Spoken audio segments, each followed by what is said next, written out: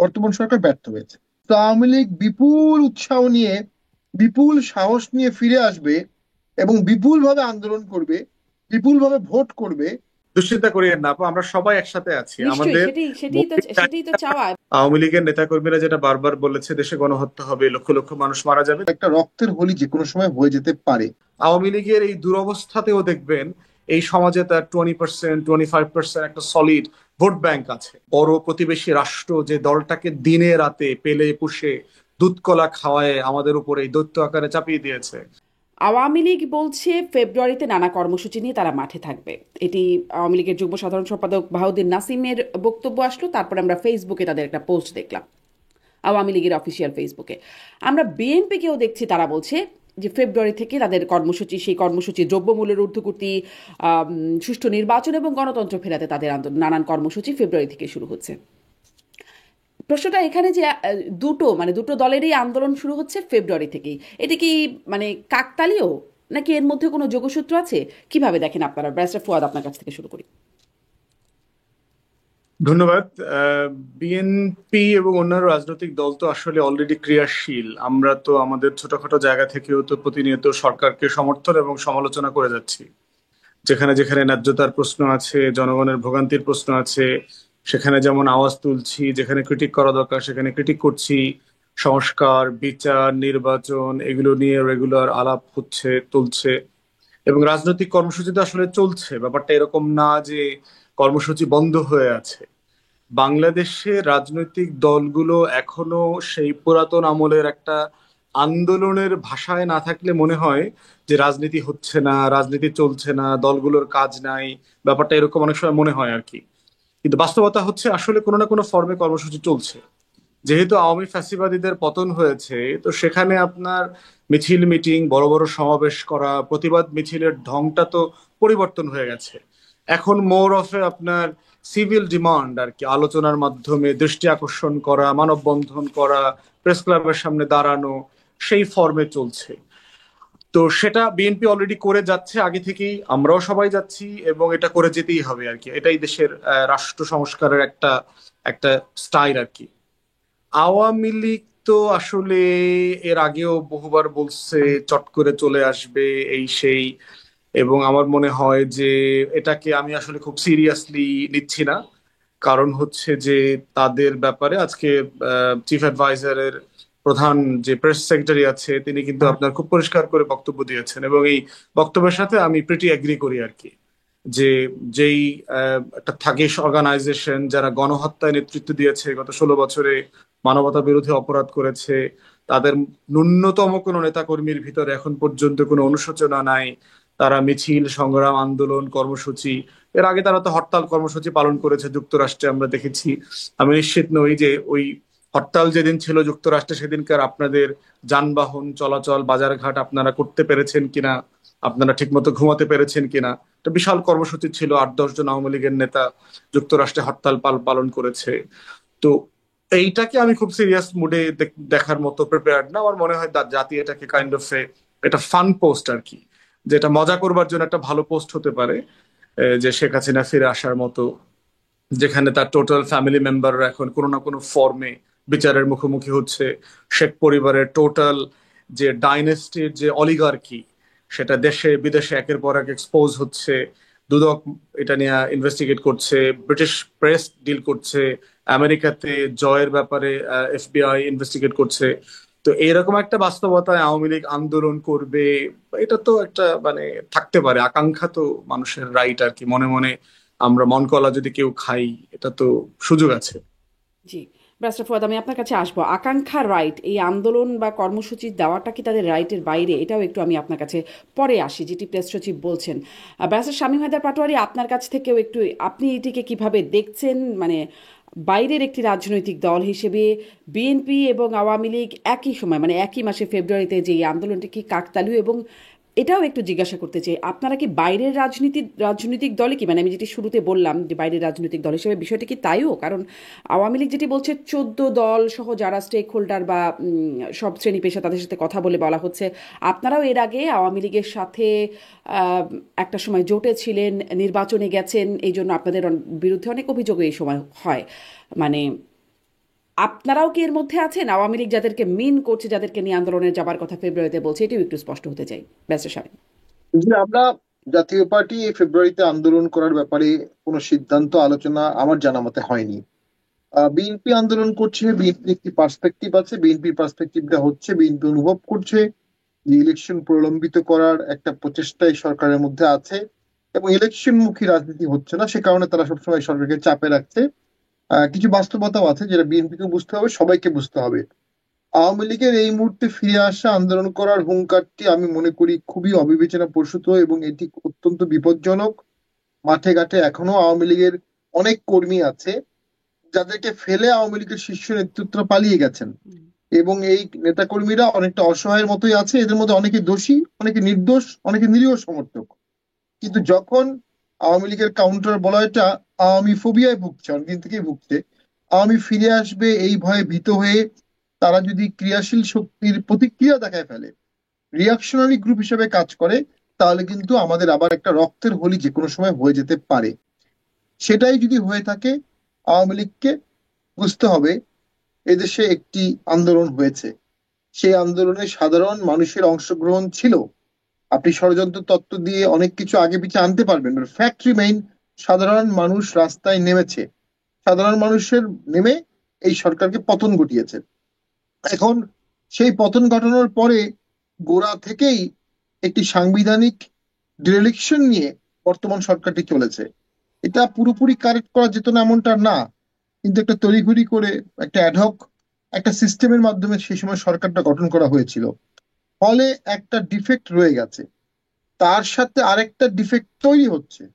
যদি বাংলাদেশে caretaker government as it was before article 1558 capital A যেভাবে ছিল, সেভাবে যদি কেয়ারটেকার গভর্নমেন্ট চলে আসে, যেদিন থেকে আসবে সেদিন থেকে তো এই গভর্নমেন্ট কার্যত থাকবে না। কারণ যখন আওয়ামী লীগ পালিয়ে গেল, সরকার থাকলো না, তখন একটা নো গভর্নমেন্ট সিচুয়েশন হলো। নো গভর্নমেন্ট সিচুয়েশনের জন্য একটা গভর্নমেন্ট করা হলো।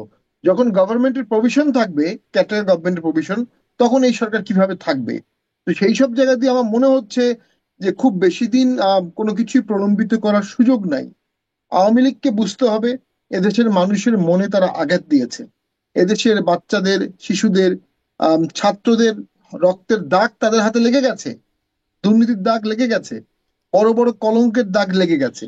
এই দাগগুলো মোচন করবে কিভাবে? তবে একদিকে যেমন অনেকে বলছে 3টি নির্বাচন পর্যন্ত আওয়ামী লীগকে থাকতে দেওয়া হবে না, আরেকদিকে আবার মাননীয় প্রধান উপদেষ্টার প্রেস সচিব বলছে ক্ষমা চাইতে হবে, অনুশোচনা করতে হবে। তো জিনিসটি কিন্তু সরকার পক্ষ থেকেও সফট হতে বাধ্য হচ্ছে বা হচ্ছে, উইচ ইজ গুড। এবং যে যুদ্ধাপরাধী ট্রাইব্যুনালে যে আইনের সংশোধনী করা হয়েছিল, সেখানে কিন্তু দল হিসাবে কোনো দলকে যুদ্ধাপরাধের জন্য বা বাতিল করা, নিষিদ্ধ করা যে প্রভিশন ছিল ড্রাফটে, ওটা বাদ দেওয়া হয়েছে।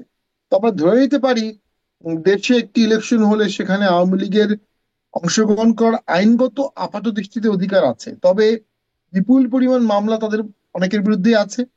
এবং যদি যেভাবে আওয়ামী লীগ পালিয়ে গেছে, ওইভাবে বর্তমান সরকার বা একটি সরকার বা একটি কাঠামো যদি পালিয়ে না যায়, তাহলে ওই মামলাগুলোর বিচার হবে, ট্রায়াল হবে, ফাঁসি হবে, যাবজ্জীবন হবে।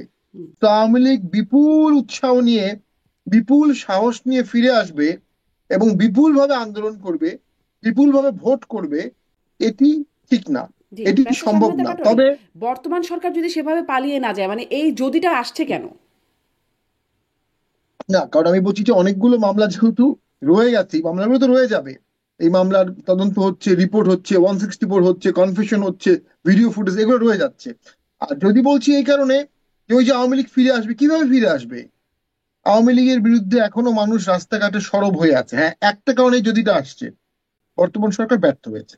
এটা আমাদেরকে, আমি অন্তত মনে করি, অনেক সীমাবদ্ধতা ছিল, অনেক সমস্যা ছিল। দেখুন, ফ্যাসিবাদের কথা সবাই বলে, ফ্যাসিবাদের সূচনা হয়েছে সুষ্ঠু ভোটের মাধ্যমে ইতালিতে এবং জার্মানিতে, হিটলার এবং মুসলিনের মাধ্যমে। এই সরকারটা গভর্নমেন্ট বাই ব্যালট না, it's a government by ballot, it's a government by discussion, government for discussion. সেই ডিসকাশনে দেখেছি আমরা প্রথমে যে বড় একটা প্ল্যাটফর্ম সরকারের ছিল, আস্তে আস্তে প্ল্যাটফর্মটা ছোট হয়ে গেছে, কারণ সরকারের যারা মূল চালিকা শক্তি ছিল তারা ডিসপুটেড ইস্যুতে বেশি হাত দিয়েছে। সংস্কার জনবান্ধব হতে পারে, কিন্তু তাত্ত্বিক ডিসকাশনে যখন হাত দিয়েছে, তখন জনগণ ভাগ হয়ে গেছে। জি আরেকটি বিষয় হচ্ছে, যে জনগণ ছাত্র হত্যার পরে আওয়ামী লীগের পতনের জন্য এক হয়েছিল, সেই জনগণ তো অন্য ইস্যুগুলোতে এক হবে না। কারণ অন্য ইস্যুতে সেই জনগণের নিজস্ব ভিউ আছে এবং ভিউয়ের মধ্যে মতপার্থক্য আছে। সকল মতবাদ সকলেই বলতে পারে, কিন্তু মতবাদ কেউ কাউকে চাপিয়ে দিতে পারে না। এখন আমি মনে করি সকল মতামত বলার সুযোগ আসছে এবং অনেক লোক 71-কে প্রশ্ন করছেন তাত্ত্বিকভাবে, হুইচ ইজ গুড।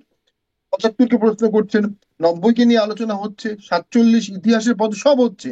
সেখান থেকে একটা ন্যারেটিভ বেরিয়ে আসবে, কিন্তু জি একটি মানে ন্যারেটিভ একটা চাপিয়ে ঐক্যের দেওয়া ঘাটতির হবে। জায়গা দেখছি আমি। এখান থেকে ব্যারিস্টার ফুয়াদের কাছে আরেকবার যাবো, কিন্তু আপনার কাছে একটা ছোট্ট করে একটা প্রশ্ন একটু জানতে চাই, যেটি ব্যারিস্টার ফুয়াদ বলছিলেন যে এর আগেও আমরা যে কর্মসূচি আওয়ামী লীগ ডেকেছিল সেটি ওই যে 10ই নভেম্বর 0.0 পেলো একটা, মানে জিরো কর্মসূচি মোটামুটি বলা চলে আওয়ামী লীগের, যেটি দেখা হলো। তারপরে হরতালের কথা যেটি বলছিলেন, মানে যেখানে নেতারা পালিয়ে আছেন বা আত্মগোপনে আছেন, এই পরিস্থিতিতে কর্মীরা আসলে নামবেই বা কেন? মানে এই সময়ে বলে না যে নেমেছে তারা, আম, সামনেও কি নামবে? মানে আমরা বিএনপির সময় যখন আওয়ামী লীগ আমলে বিএনপিকে আটকে রাখা হতো, বিভিন্ন কর্মসূচি পালন করতে দেওয়া হতো না, তখনও বলা হতো যে নেতারা আন্দোলন বা কর্মসূচি দেখে বাসায় খিচুড়ি খাচ্ছেন, এরকম হাস্যরস করা হতো। এখনকার যে পরিস্থিতি, কর্মীরা কেন নামবে? মানে নেতাদের ডাকে, নেতাদের সেই রাইট আছে কি তাদেরকে নামানোর? ফৌদ ভাইয়ের কথা আমি সবসময় শুনি, উনি অনেক ভালো কথা বলেন এবং অনেক জ্ঞানগর্ভ আলোচনা করেন, অনেকগুলো আলোচনার দরজা উনি খুলে দিতে পারেন। উনি ঠিকই বলেছেন, এখন এই আন্দোলনটি ফাঁকা বলি, বাট আপনার টকশোর বিষয়বস্তু কিন্তু এটা হয়ে গেল। তো ঠিক 3 মাস আগে কিন্তু আওয়ামী লীগ আন্দোলন করবে, মাঠে আসবে, এটা টকশোর বিষয়বস্তু ছিল না। 3 মাস আগে টকশোর বিষয়বস্তু ছিল মব জাস্টিস থেকে আওয়ামী লীগকে কিভাবে রক্ষা করা যায়, ন্যায় বিচার, ন্যায় বিচার। তো ধাপে ধাপে আওয়ামী লীগ পিছাচ্ছে এমনটা বলা যাবে না। আরেকটি বিষয় হচ্ছে, আওয়ামী লীগ একটি দল যার ওয়ার্ড ভিত্তিক কমিটি ছিল। আমরা মাঠে দেখেছি প্রত্যেক ওয়ার্ডে আওয়ামী লীগ কমিটি, সারা বাংলাদেশে 30,000 ওয়ার্ডে আওয়ামী লীগের কমিটি আছে। ওই লোক, ওই কমিটি আছে। আওয়ামী লীগ খুবই দুর্বল এমনটি বলা যাবে না, তবে আওয়ামী লীগ যে অপরাধগুলো গত 16 বছরে করেছে, জনগণ তাদের জন্য কখনই খুব দ্রুত আন্দোলনে নামবে না এবং জি খুব দ্রুত আওয়ামী লীগ কোনো আন্দোলনে সফল হবে বা ব্যাপকভাবে দেখা দেবে। আপনি জাস্ট শেষ করে দিচ্ছি, হুম আজকে দিন পর্যন্ত আওয়ামী লীগের পার্টি অফিস খুলতে পারেনি কেউ, এই সাহসটুকু কেউ দেখাতে পারেনি। সেই দলটি এত দ্রুত আন্দোলন করবে কিভাবে? জি আর আন্দোলন করবে এখনই বা কেন? ব্যারিস্টার কারণ যারা এই বিগত, বিশেষ করে দিচ্ছি, যারা বিগত এই আন্দোলনে জয়লাভ করেছে তারা এখনো মাঠে আছে। তারা কেন আওয়ামী লীগকে প্যাসেজ এখনই দেবে আন্দোলনের? এটা এটা যে কোনো ভাবে অ্যাভয়েড করতে হবে। জি, ব্যারিস্টার পাটোয়ারি, ধন্যবাদ আপনাকে। কিন্তু আপনিও বলছেন যে ধাপে ধাপে আওয়ামী লীগ এগোচ্ছে, 5 মাসের মাথায় আমরা কেন এই আলোচনা করছি? আমি ব্যারিস্টার ফুয়াদ আপনার কাছে ওই প্রশ্নটা, আগের প্রশ্নটাও আসবো, কিন্তু এটিও একটু, আওয়ামী লীগ কি আসলে যেই অবস্থায় তাদেরকে দেশ ছেড়ে পালাতে হয়েছে, তারপর থেকে কি আওয়ামী লীগ আসলে ধাপে ধাপে এগোচ্ছেই কি? মানে একদিকে যখন আমরা বলছি, আলোচনা করছি সরকারের নানান ব্যর্থতার কথা, একটু আগে ব্যারিস্টার শামীম পাটোয়ারি বলছিলেন, অন্যদিকে আওয়ামী লীগ কি আবার এগিয়ে আসছে তাদের সেখান থেকে যেখান থেকে তাদের পতন হয়েছিল? না, আমি সেটা মনে করছি না। বাট শামীম ভাই তো এই অংশে কারেক্ট। বাংলাদেশে যারা ডিসকোর্স তৈরি করেন, বয়ান তৈরি করেন, যারা বোদ্ধা, সাংবাদিক মহল, লেখক, কবি, সাহিত্যিক, এই যে টোটাল কালচারাল ফোর্স তো দিন শেষে লেফট ওরিয়েন্টেড, যারা শ্যাডো আকারে সবসময় আওয়ামী লীগের অধীনে ফাংশন করে। এবং এখনো গণমাধ্যমগুলোতে আমরা দেখতে পাচ্ছি প্রতিদিনের টক শোতে যেই লেভেলের মানে আওয়ামী লীগের কে ফিরায় নিয়ে আসার যে একটা মানে চেতনা, একটা কান্না, একটা নীরব কষ্ট, মানে গণতন্ত্রের মানে ফ্যাসাদ দিয়ে আওয়ামী লীগকে পুনর্বাসন করবার যে একটা অ্যাটেম্প্ট, এটা আমরা প্রতিদিন দেখতে পাচ্ছি। এটা একটা হিস্টোরিক্যাল ডিসকোর্স ক্রিয়েশন, যেখানে তারা বরাবরই খুব স্ট্রং ছিল। এবং এই অংশটা তে কখনোই যেহেতু বিকল্প কোনো ফাইটিং ফোর্স ছিল না পলিটিক্স এর মতো, যেখানে একটা বিএনপি আছে, ডানপন্থী পলিটিক্যাল পার্টিজ আছে, কিন্তু আপনি সিনেমাতে বলেন, নাটকে বলেন, আপনি কালচারাল ফোর্স বলেন, কবি, সাহিত্যিক, এই যে দেখেন বাংলা একাডেমি পুরস্কার দিয়ে আবার উজ্জ্ব করে নিচ্ছে। তার মানে কি হচ্ছে যে দিন শেষে বোঝা গেছে এগুলো তো সব আওয়ামী লীগের দালালি করেছে অনেকেই। তো সেই জায়গাতে আপনার ওই অংশটা কারেক্ট, আমি ভাই যেটা বলেছেন যে ওই অংশটা একটা বেনিফিট তারা পাচ্ছে। এবং আওয়ামী লীগের নো ডাউট ইন্টারন্যাশনাল লবি খুব স্ট্রং। এবং আমরা বিভিন্ন সময় যখন বিভিন্ন ডেভেলপমেন্ট পার্টনারদের সাথে মিটিং করি, আমরা এটা বুঝি যে আওয়ামী লীগ বাহিরের শক্তি হিসাবে কত পাওয়ারফুল লবি মেনটেন করছে। তো সেই জায়গাতে কোনো সন্দেহ নাই। এরপরে আছে আপনার ইন্ডিয়ান এলিমেন্ট, যে একটা একটা বড় প্রতিবেশী রাষ্ট্র যে দলটাকে দিনে রাতে পেলে পুষে দুধ কলা খাওয়ায় আমাদের উপরে এই দৈত্য আকারে চাপিয়ে দিয়েছে। তো এই টোটাল ফোর্সের একটা ক্যাপাসিটি আমাকে কোনোভাবে ছোট করে দেখবার সুযোগ নাই। এরপর হচ্ছে একটা গ্রাসরুট ফোর্স, যে সারা দুনিয়াতে একটা ফ্যাসিস্ট একটা নাৎসি টাইপের আইডিয়া ডেভেলপ করবার জন্য কিন্তু আপনার একটা ন্যূনতম গ্রাসরুট সাপোর্ট লাগে। আওয়ামী লীগের এই দুরবস্থাতেও দেখবেন এই সমাজে তার 20% 25% একটা সলিড ভোট ব্যাংক আছে, যে যারা এই হাসিনার মতো করেই তারা চিন্তা করে, একটা থাগিস কার্টেলের মতো করে তারা চিন্তা করে, মাফিয়াদের মতো করে চিন্তা করে। তো কিন্তু বটম লাইন হচ্ছে আওয়ামী লীগ আর ফিরবে না। রিসেন্ট মেমোরিতে 75-এর বাস্তবতায়, যেখানে শেখ হাসিনা শেখ রেহানা ছিল ইয়াং পলিটিক্যাল ফ্যামিলির মেয়ে, বা বড় হয়েছে বাবার রাজনীতি দেখতে দেখতে, আর সেখানে হাসিনার আর রেহানার ছেলেমেয়েরা বড় হয়েছে বিদেশে, লুটপাট করা ছাড়া তারা সিম্পলি বাংলাদেশের পলিটিক্সের রাজনীতির পর্যন্ত জানে না। তাদের কেউই ভালো করে শুদ্ধ করে বাংলা বলতে পারে না। তো সেই বাস্তবতায় আওয়ামী লীগ ফিরে আসবে, ৭৯-র মতো পুনর্বাসিত হবে, সেটা আমি বোধ করছি না। তারপর আমরা দেখতে পাচ্ছি যে আওয়ামী লীগকে পুনর্বাসন করবার একটা রাজনীতি অনেকের মধ্যে আছে। শামীম ভাই আমার লাইনের ফ্রেন্ড, বাট ওনার পলিটিক্সের ব্যাপারে, ওনার পার্টির ব্যাপারে আমার সিরিয়াস রিজার্ভেশন আছে, এবং এটা আমি ওপেনলি বলেছি, সমালোচনা করেছি। ডিসপাইট অল দিস আমরা একসাথে বিভিন্ন মিটিং এ একসাথে অ্যাটেন্ড করছি। তো এই প্রশ্নটা কিন্তু শুধু আপনি আওয়ামী লীগকে করলে হবে না, জাতীয় পার্টি এবং 14 দলকেও করতে হবে। গণ অভ্যুত্থান এবং গণহত্যা নিয়ে তাদের বক্তব্য কি? শেখ পরিবারের আওয়ামী লীগের রাজনীতির ব্যাপারে জাতীয় পার্টির স্টেটমেন্ট কি? তারা 16 বছরের জন্য তওবা ইস্তেগফার করবে কিনা? তারাই গণহত্যার দায় তাদের কাছেও আছে। কারণ 14 দলীয় যে মিটিং হয়েছে সর্বশেষ আপনার এন্ড অফ জুলাই এবং অগাস্ট, যেখানে আপনার কারফিউ দিল, যেখানে গণহত্যার সিদ্ধান্ত নেওয়া হয়েছিল, শুট অন সাইট পলিসি, সেই পলিসি জাতীয় পার্টি সেখানে পার্টিসিপেন্ট ছিল। অতএব এই জুন জুলাই অগস্টের গণহত্যার প্রত্যেকটা সিদ্ধান্ত মেকিং প্রসেসে জাতীয় পার্টি এবং 14 দলের ইনভলভমেন্ট ছিল।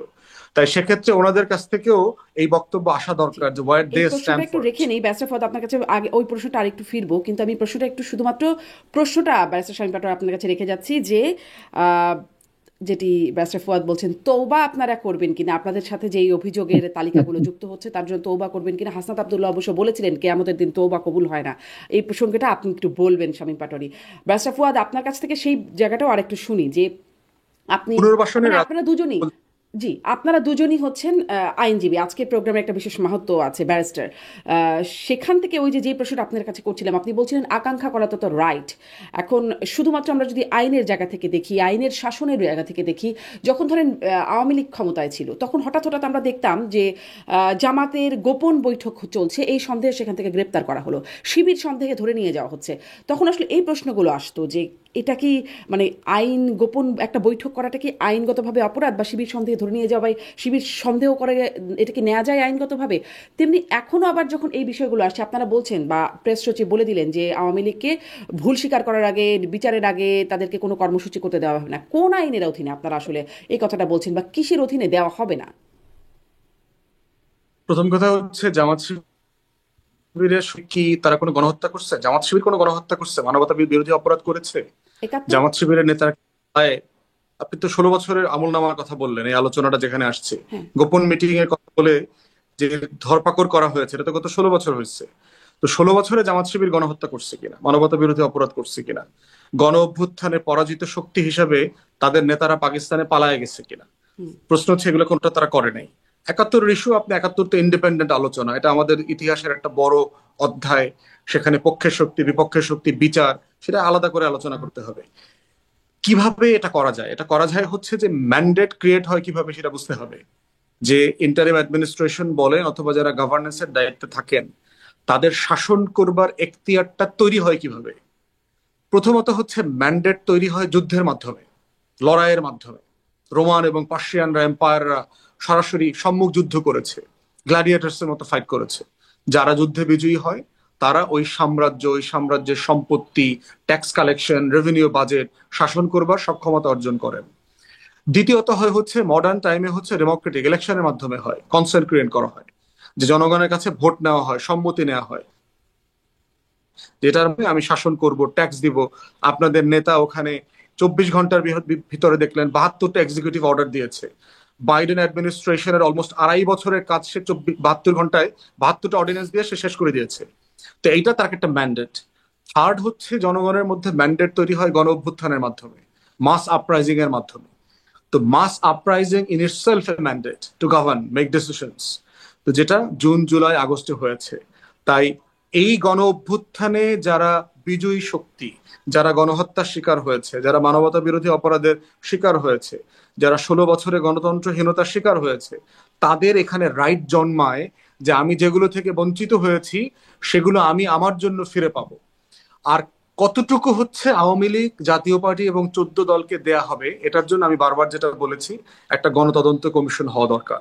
কারণ এখানে আপনার মানে অপরাধের ম্যাগনিটিউডের পার্থক্য আছে। যেমন ধরেন, যেই মানুষটা আওয়ামী লীগের নেতা টাকা লুটপাট করছে, যেই মানুষটা আওয়ামী লীগের নেতা গুম খুনের সাথে ইনভলভ ছিল, চাঁদাবাজির সাথে ইনভলভ ছিল, যেই মানুষটা আওয়ামী লীগের রাতের ভোট করছে, দিনের ভোট করছে, এগুলো করছে, আর যে মানুষটার কথা আপনার শামীম ভাই বলছে যে নিরীহ সমর্থক খালি ভোটই দেয় আওয়ামী লীগকে, এই লোকটা একরকম না। এই জন্য আপনার সাথে আমি এর আগে বলেছি যে আমাদের কয়েকটা অপরাধের ব্যাপারে বটম লাইন ঠিক করতে হবে, যে এগুলো হচ্ছে ইন্টারন্যাশনালি রেকগনাইজড ক্রাইম, যেখান থেকে আওয়ামী লীগের ব্যক্তি এবং আওয়ামী লীগের দলের ভূমিকাকে অ্যাসেস করে সিদ্ধান্ত নিতে হবে আপনি কতটুকু ক্রাইমের বিচার করবেন। বাকিটা হচ্ছে তওবা কমিশন করা, যে বাকিটা আপনি শুধুমাত্র ভৎসনা করে মাফ করে দেবেন যে আপনি এটা করছেন ওইটা করছেন, ছোটখাটো বিষয়। আদারওয়াইজ আওয়ামী লীগের যে এই যে বিশাল ল্যাসপেন্সার বাহিনী সারা দেশে, আপনাকে আগামী 20-30 বছর শুধু বিচারই করতে হবে। এই টোটাল ওয়ার্কফোর্সকে যদি আপনি বিচারের আওতায় আনতে হন, তাহলে রাষ্ট্র আর রাষ্ট্র থাকবে না, এখানে গৃহযুদ্ধের দিকে চলে যাবে রাষ্ট্র। তো সেখানে আমরা এই জন্য অনেকগুলো মডেল প্রস্তাব করেছি, 6-7টা মডেলে আওয়ামী লীগের বিষয়টা অ্যাড্রেস করা যায়, এবং এটাই গণতদন্ত কমিশনের মাধ্যমে এই মতামতগুলো নেওয়া দরকার। নিয়ে কোথায় বিচার, কোথায় ভৎসনা, কোথায় ক্ষমা, কোথায় দেশের লেসন নেওয়া, কোথায় ব্যুরোক্রেসি ইনভলভ, কোথায় 14 পার্টি অ্যালায়েন্স ইনভলভ, কোথায় হাসিনা কতটুকু ইনভলভ, এই প্রত্যেকটাকে ডিভিশন করে একটা কনসেনসাস বেসিস ডিসিশনে আসতে হবে। জি, দিন কিন্তু শেষে আমি যাই সেটি করি, তো এখনো আসে নাই, সেটি তো এখনো আসে নাই, না হয়েছে বিচার, না আপনি বলছেন গণতদন্ত কমিশনের কথা, সেরকমও কিছু হয় নাই। মানে এখন আসলে আপনি কিসের ভিত্তিতে, যদি ধরেন, আমি আসলে এটা একটা যুক্তি বা তর্কের খাতিরে আলোচনাটা করছি, যেমন যুক্তরাষ্ট্র যেমন আগেও বলতো, এখনো কিন্তু বলছে যে সব রাজনৈতিক দলকে তাদের অধিকার দিতে হবে। মানে আন্তর্জাতিক মহল যদি এই প্রশ্নটা আবার তোলে, তখন এটা একটা উত্তর কি হবে? মানে একটা আইনি ব্যাখ্যাও তো থাকতে হবে।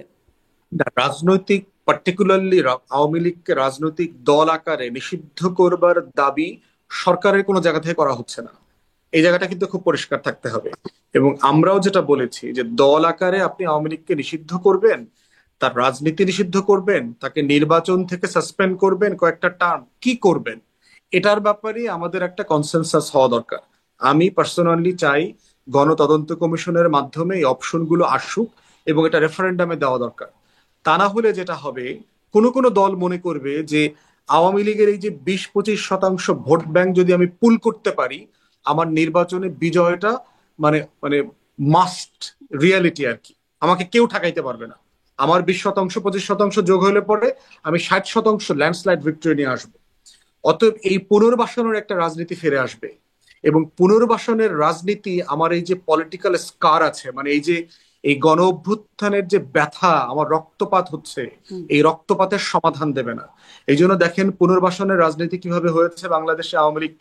আওয়ামী লীগকে প্রথম পুনর্বাসন করেছে বিএনপি 79 সালে, এবং পুনর্বাসন করে কি হয়েছে দেখেন, বিএনপির তখনকার সবচেয়ে জনপ্রিয়, ইতিহাসের সবচেয়ে জনপ্রিয় নির্বাচিত প্রেসিডেন্ট জিয়াউর রহমানকে জীবন দিয়ে এটাকে মাসুল দিতে হয়েছে।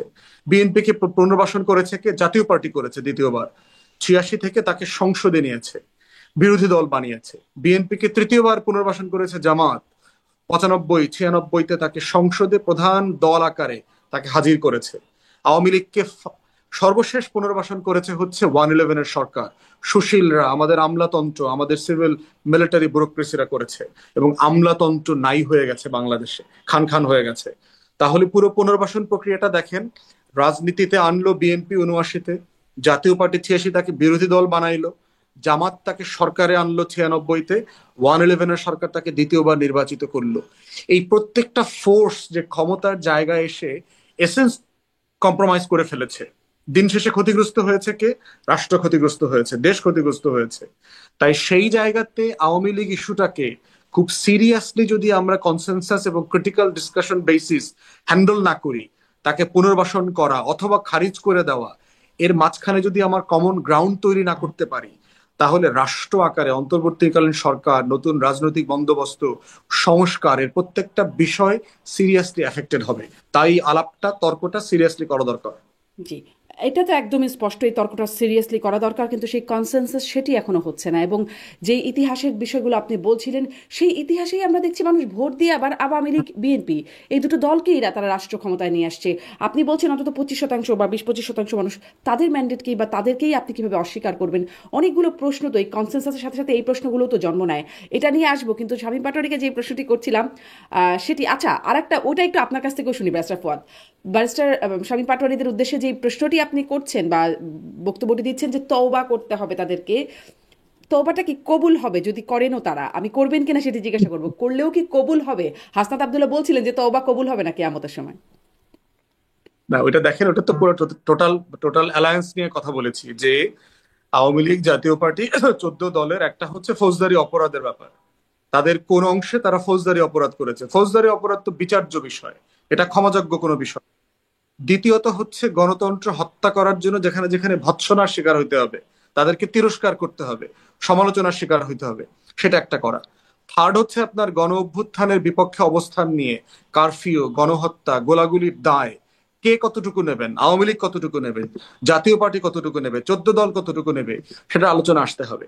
তওবার বিষয় হইল যিনি মানবাধিকার লঙ্ঘন করেন নাই, ফৌজদারি অপরাধ করেন নাই, মানি লন্ডারিং করেন নাই, এই ধরনের জঘন্য দেশবিরোধী কোনো কাজ করেন নাই, সিম্পলি ওই দলগুলোর সমর্থক কর্মী, মিছিলে যান, মাঝে মধ্যে ভোট দেন, নিরপরাধ, এই মানুষগুলোর জন্য হচ্ছে তওবা অ্যাপ্রোপ্রিয়েট হইতে পারে। কিন্তু বিচার্য অপরাধ করলে তো আপনি তওবা তার জন্য অ্যাপ্রোপ্রিয়েট না, তাকে তো বিচার করতে হবে। সেই মানুষগুলো কেন তওবা বা করবে? যারা শুধুমাত্র ভোট দেন বা সমর্থন করেন তারা কেন তওবা করবেন? তারা তো কোনো অপরাধী করেননি। 14 অপরাধ করেছে, 14, 18, 24 তো কোনো নির্বাচন হয় নাই। সেই নির্বাচনের জন্য যারা ক্যাম্পেইন করেছে, মিছিল করেছে, বাংলাদেশের এই জুলাই আগস্টে কারফিউ জারি করে গণহত্যার সিদ্ধান্ত মেকিং এ তারা জড়িত ছিল, অবশ্যই তওবা করতে হবে। আপনি তারা কি কোনো না বলছেন কোনো জাতীয় ফর্মে, পার্টিকে এই কাজগুলোর জন্য তওবা করতে হবে? কোনটার জন্য করতে হবে সেটা তারা আলোচনা করুক, বাট বলছি মোটা দাগে যে এই বিষয়গুলো জাতির কাছে তো মোটা দাগে ওন আকারে আছে, it's political scar in our history. এটাকে তো অ্যাড্রেস করতে হবে যারা পলিটিক্স করতে চায় ফিউচারে। জি, ব্যারিস্টার শামীম পাটোয়ারি, তওবা আপনারা করবেন? জি, আমরা, আমাদের পার্টির চেয়ারম্যান স্পষ্ট করেই বলেছে যে যদি আমাদের কথায় কাজে কোনো কারণে কেউ মনে কষ্ট পেয়ে থাকেন, আমরা এই জন্য ক্ষমা চাচ্ছি। আমি নিজেও মনে করি হয়তোবা ভোটে যাওয়ার কারণে দেশের রাজনীতির একটা অংশ আহ, আমাদের উপর মন খারাপ করেছে, রুষ্ট হয়েছে।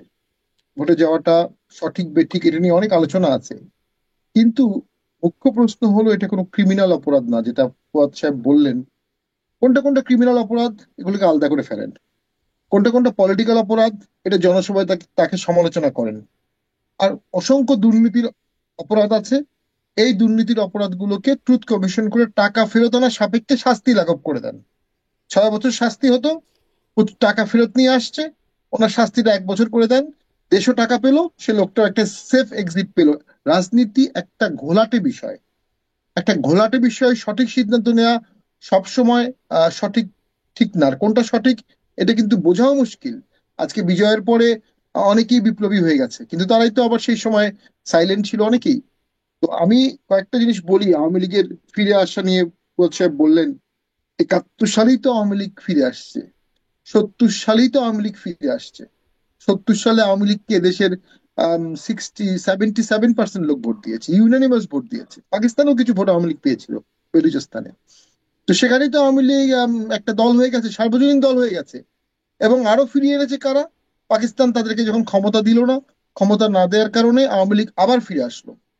যুদ্ধ কিন্তু আওয়ামী লীগের শীর্ষ নেতৃবৃন্দ বাইরে চলে গেলেন, বঙ্গবন্ধু চলে গেলেন, যুদ্ধটা চাপিয়ে দেওয়া হলো। যুদ্ধের টোটাল ক্রেডিটটা অটোমেটিক্যালি আওয়ামী লীগ যুদ্ধ পরবর্তী সময়ে চলে আসলো। এবং খুব ন্যাচারাল, সেই আওয়ামী লীগ সে 71কে বেস করেও তো অনেক দিন টিকে আসে এবং বারবার ফিরে আসে। আজকেও মুক্তিযোদ্ধাদের সাথে কথা বলে দেখবেন অনেকেই বলবে যে মুক্তিযুদ্ধের ধারক বাহক হিসেবে তারা এখনো আওয়ামী লীগকেই প্রেফার করে এখনো। হুম। এই ডিভিশনটা কেন হলো, কেন করা হলো? কোনো দরকার ছিল না, মুক্তিযুদ্ধ সার্বজনীন হয়ে যেত। কিন্তু বাকি অনেকগুলো দল কথায় বার্তায় কাজে অ্যাপ্রোচে তাদের ঠিক যে দেশের সাধারণ মানুষ ৭১ নিয়ে যা ভাবে, সে দলগুলো ৭১ নিয়ে ঠিক সেভাবে ভাবে না। এখানে একটা পোলারাইজেশন হয়ে গেছে, দুঃখজনক, খুব পোলারাইজেশন হয়ে গেছে দেশের জন্ম নিয়ে, দেশের গণতন্ত্র নিয়ে। আওয়ামী লীগ যেমন বলতো উন্নয়ন হলে গণতন্ত্র লাগবে না, সেরকম অনেকে অনেকে বলে গণতন্ত্র লাগবে না, আমরা ভারতের প্রভাবমুক্ত থাকতে চাই। এই যে ইকুয়েশন গুলো, প্রত্যেক ইকুয়েশনেই কিন্তু আপনার প্রস এন্ড কনস আছে, কাউন্টার আর্গুমেন্ট আছে। আওয়ামী লীগকে ভোট করতে দেওয়া যাবে না, এই আর্গুমেন্টটা এক ধরনের আর্গুমেন্ট। আবার আওয়ামী লীগ ভোট করবে, ভোট পাবে, তাতে ডেমোক্রেসির কি সমস্যা? যে ডেমোক্রেসির জন্য এত আন্দোলন হলো। আমার মনে হয় বিষয়গুলো জনগণের হাতে ছেড়ে দিতে হবে। হ্যাঁ, বলতে পারেন 14 সালে আওয়ামী লীগ জনগণের হাতে ছেড়ে দেয়নি, সত্য। 18 সালে আওয়ামী লীগ ছেড়ে দেয়নি, সত্য। 24 সালে আওয়ামী লীগ ছেড়ে দেয়নি, সত্য। সেজন্য আওয়ামী লীগকে আজকে কি কি পরিণতি ভোগ করতে হচ্ছে? যুদ্ধ করে দেশ স্বাধীন করা দলটি আজকে কি অবস্থায় আছে? আর একটি একতরফা ভোট করে আওয়ামী লীগ 10-11 বছর ক্ষমতায় ছিল। আমার রাজনৈতিক অভিজ্ঞতা বলে বিএনপি বা জামাত বা অন্য সকল দল মিলে যদি একতরফা ভোট করে, আমার ধারণা তারা 11 মাস ক্ষমতা থাকতে পারবে না। ইন্টারন্যাশনাল প্রেশার থাকবে, নাইবার কান্ট্রির প্রেশার থাকবে, এবং সরকার টালমাটাল হয়ে যাবে।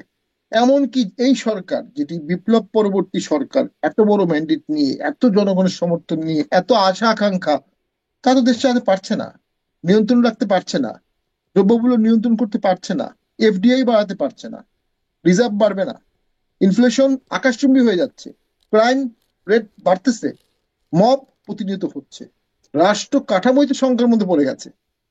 কেন? ওই যে সবাইকে এক পারে আনা হয়নি। রাষ্ট্র পরিচালনা একটা সিরিয়াস প্রফেশনাল স্টেটক্রাফট। আমি বঙ্গবন্ধুর একটা কথা মনে পড়ে, বঙ্গবন্ধু এসে সবাইকে সাধারণ ক্ষমা দিয়ে দিলেন। কিছু লোককে অ্যারেস্ট রাখলেন, কিছু লোকের বিচার হলো, কিন্তু সাধারণ ক্ষমা দিয়ে দিলেন। কারণ ওই যে কিছু লোক 10 কেজি চালের লোভে আল বদর বাহিনীতে নাম দিয়েছে, কিছু লোক জীবন বাঁচাতে পাকিস্তানের পক্ষে মিছিল দিয়েছে, আবার কিছু লোক জেনুইন ওয়ার ক্রাইম করেছে, আলাদা করা যাচ্ছিল না। এবং ওই ব্যুরোক্রেসি নিয়ে দেশ চালালেন উনি। 70 সালের যে ব্যুরোক্রেসি, যারা 71-এ পাকিস্তান থাকা অবস্থায় অফিস করলো, 72-এ তারাই কিন্তু বাংলাদেশ চালালো, কারণ বাংলাদেশ চালাতে হবে। এক্স্যাক্টলি সেম জিনিস এই সরকারের কিছুটা কারেকশন সাপেক্ষে করা উচিত ছিল।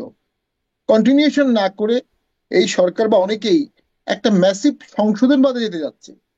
ওই সংশোধনবাদ ধারণ করার ক্ষমতা কি বাংলাদেশের আছে?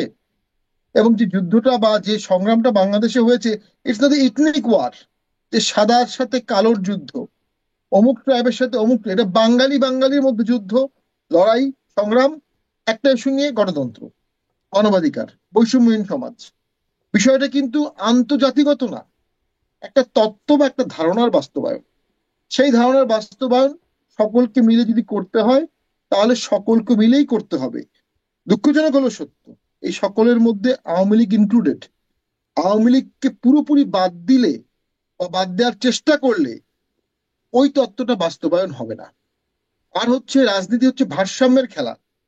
আপনি যখনই একটি বড় দল ওয়াইপড আউট হয়ে যাবে, আরেকটি বড় দল স্বৈরাচার হয়ে যাবে অবশ্যম্ভাবী। আরেকটি দল যদি স্বৈরাচার হয়ে যায়, সেই সরকারকে টেনে হিঁচড়ে নামাতে বা সেই সরকারকে সীমাবদ্ধ করতে আরেকটি বড় দল লাগবে। এবং সেক্ষেত্রেই বহুদলীয় গণতন্ত্রটা এত প্রয়োজনীয়। সেই বহুদলীয় গণতন্ত্রের দিকে যদি আমরা না থাকি, আমি নিশ্চিত বাংলাদেশের গণতন্ত্রের যে অবস্থা, বাংলাদেশের সংবিধানের আভ্যন্তরীণ যে স্বৈরতন্ত্রের কাঠামো আছে, আইন যে অবস্থা, বিচার যে অবস্থা, মিডিয়ার যে অবস্থা, যে কোনো সরকার স্বৈরতন্ত্র হয়ে যাবে। এদেশে যখনই সরকার গঠন করবে যেই সরকার, ওই দিন রাতেই ব্যুরোক্রেসি তার প্রতি অন্ধ হয়ে যাবে। ওই দিন রাতেই মিডিয়ার একটা বিশাল অংশ তার প্রতি আনুগত্য দেখাবে। ওই দিন রাতেই আমাদের পেশাজীবী সংগঠনগুলো তার দিকে ছুটবে, মন্ত্রী হওয়ার জন্য, মিনিস্টার হওয়ার জন্য, অ্যাম্বাসাডার হওয়ার জন্য, প্লট পাওয়ার জন্য। এই বিশাল প্যাট্রন কান্ট্রিতে আপনি একটি ইন্ডিপেন্ডেন্ট সত্তা হিসেবে আরেকটি ছোট দল ওই সঙ্গে বাধ্য করতে পারবে না। জি ব্যারিস্টার নৌকায় যেমন পাটোয়ারি, দুই ব্যারিস্টার পাল্লা পাটোয়ারি, লাগে, আমি একটু আপনার আমি ওই শেষ করে দিচ্ছি, শেষ করে দিন। নৌকায় যেমন দুই পাল্লা লাগে, নাহলে নৌকা ডুবে যায়, রাজনীতিতেও বড় দুই পাল্লা লাগে। এবং আমি মনে করি সেক্ষেত্রে আওয়ামী লীগ সেই পাল্লায় যদি না থাকে, টোটাল দেশটার রাজনৈতিক ভারসাম্য এলোমেলো হবে। এবং যে দলগুলো ইনক্লুডিং জামাত বা এবি পার্টি বা অন্যরা যারা আছে, তারাও কিন্তু এই ভারসাম্যহীনতায় ভুগবে। ধন্যবাদ। জি, আমি ব্যারিস্টার ফুয়াদ আপনার কাছ থেকেও নিশ্চয়ই এই বিষয়ে আপনারাও মন্তব্য আছে সেটি শুনতে চাই। এটার সাথেও যোগ করে দিতে চাই ব্যারিস্টার পাটোয়ারি যেটি বলছিলেন যে মানে আন্তর্জাতিকভাবে একতরফা নির্বাচন করলে ইন্টারন্যাশনাল প্রেশার, যেটি তিনি বলছিলেন, আপনারা কি মনে করেন আসলে আসলেই কি এরকম কোনো প্রেশারের শঙ্কা আছে নাকি নাই? আপনারা কি মনে করেন সেটা জানতে চাই। আমরা দেখেছিলাম আওয়ামী লীগ যখন নির্বাচন করেছিল ইন্টারন্যাশনাল প্রেশারটা খুব ভালোভাবেই তখন লক্ষ্য করা গেছে। না, ইন্টারন্যাশনাল স্ট্যান্ডার্ডের একটা ব্যাপার তো সব জায়গাতে আছে। সকল রাজনৈতিক দলকে তারা বলবে যে একটা ক্রেডিবল ইলেকশনের ডেফিনেশন মানে হচ্ছে যে ক্রিয়াশীল সকল রাজনৈতিক দল যেন নির্বাচন করতে পারে। প্রশ্ন হচ্ছে যে এই কথাগুলো হচ্ছে আপনার স্বাভাবিক সময়ের একটা কথা। একটা গণ অভ্যুত্থান হয়ে গেছে এবং আমাদের ইতিহাসের নৃশংসতম গণহত্যা। আওয়ামী লীগ প্রশ্ন আপনার উইদাউট জাস্টিস এটা ডিল করার মতো অবস্থায় নাই। এটা এটা 14, 18, 24 না। মানে যে অন্য রাজনৈতিক দলকে যে এক্সক্লুড করা হচ্ছে, নির্বাচনে লেভেল প্লেইং ফিল্ড দেয়া হচ্ছে না, এখানে আপোষকামিতা, এখানে ডিজেফআই এনএসআই মিলে সিট ভাগাভাগি করে দিচ্ছে, এক দলের চেয়ারম্যানকে উঠায় নিতেছে, আরেক দলের চেয়ারম্যানকে নিয়ে নমিনেশন বাণিজ্য করতেছে। এই আলোচনাটা আসলে এখন 2025-এ আর অ্যাপ্রোপ্রিয়েট ডিসকাশন না। অ্যাপ্রোপ্রিয়েট ডিসকাশন হচ্ছে যে গণহত্যার বিচার সংস্কারের যে দাবি আসছে এবং তারপরের নির্বাচনটা কতটুকু ইনক্লুসিভ করা যায়। সেই ইনক্লুসিভ নির্বাচনের জায়গাটাতেই হচ্ছে তর্কটা আসবে যে আপনি সাফিসিয়েন্টলি আওয়ামী লীগের পদস্থ নেতা কর্মীদের বিচারের পরে ধরেন আইসিটি, মানে এটা এটা ফাইনাল ওয়ার্ডটা কে বলতে হবে? এটা তো একটা একটা অবজেক্টিভ জায়গা থেকে বলতে হবে। এটা এক্সিকিউটিভ অথবা পলিটিক্যাল প্ল্যাটফর্ম থেকে বললে হবে না তো যে শেখ হাসিনা গণহত্যার জন্য অপরাধী, ওবায়দুল কাদের গণহত্যার জন্য অপরাধী। এখন ব্যক্তির অপরাধের দায় Awami League as a party কতটুকু ক্যারি করবে, বেয়ার করবে। যেই প্রশ্নটা দেখবেন যে জামাতের নেতাদের বিচারের সময়ও এই আলোচনাটা বারবার আসছে যে যাদেরকে গ্রেফতার করা হয়েছে তাদেরই শুধু বিচার হবে, না জামাত অ্যাজ অ্যান অর্গানাইজেশনও 71-এর ভূমিকার তার রোলের ব্যাপারে বিচার হবে। অতএব যেহেতু আইসিটিতে বিষয়টা এখন বিচারাধীন আছে, তারা বিচারটা করবে এবং এই বিচারের সময় সার্টেনলি একটা নোটের প্রশ্ন আসবে, একটা কমেন্টের প্রশ্ন আসবে যে এখানে কতটুকু ব্যক্তির দায় আছে এবং কতটুকু আওয়ামী লীগ দল আকারে এবং 14 দলের অন্যান্য দল শরিকরা কিভাবে এখানে ইনভলভ আছেন। সেইটা একটা গুরুত্বপূর্ণ জুডিশিয়াল ওপিনিয়ন হবে পলিটিক্যালি এবং ইন্টারন্যাশনালি এটাকে ম্যাটেরিয়ালাইজ করার জন্য। যদি দেখা যায় যে এভিডেন্স ওয়াজ সো ওভারওয়েলমিং যে এইখানে শুধু ব্যক্তি হাসিনা ওবায়দুল কাদের না, আওয়ামী লীগের টোটাল পার্টি স্ট্রাকচার এই গণহত্যার জন্য দায়ী, এই মানবতা বিরোধী অপরাধের জন্য দায়ী, এই লুটপাট মানি লন্ডারিং এর জন্য দায়ী, তখন নিশ্চয়ই কোর্ট থেকে ট্রাইব্যুনাল থেকে আপনার একটা মতামত আসবে, যেই মতামতটা আপনার ইলেকশন কমিশনে রিফ্লেক্টেড হবে। মানবতা বিরোধী অপরাধের কথা ওখানে ওখানে বলা আছে, নতুন যে আইন প্রস্তাব করা হয়েছে সংশোধনের জন্য। তো সেই বাস্তবতার উপরে ভিত্তি করে হচ্ছে আওয়ামী লীগ প্রশ্ন হ্যান্ডেল করতে হবে। তো ইয়েস, ইন প্রিন্সিপাল দেশে বিদেশে সবাই একটা আমরা ইনক্লুসিভ পলিটিক্স চাই, কিন্তু এট দ্য সেম টাইম যে আপনি নাৎসিদেরকে কি মানে পলিটিক্সে নিয়ে আসবেন কিনা, আপনি ফ্যাসিস্টদেরকে পলিটিক্সে নিয়ে আসবেন কিনা, আপনি গণহত্যার দায়ে একটা ফোর্সকে পলিটিক্সে অ্যালাউ করবেন কিনা, এইটাও একটা এথিক্যাল কোশ্চেন আমাদের জাতির কাছে, এটা করতে হবে আমাদেরকে।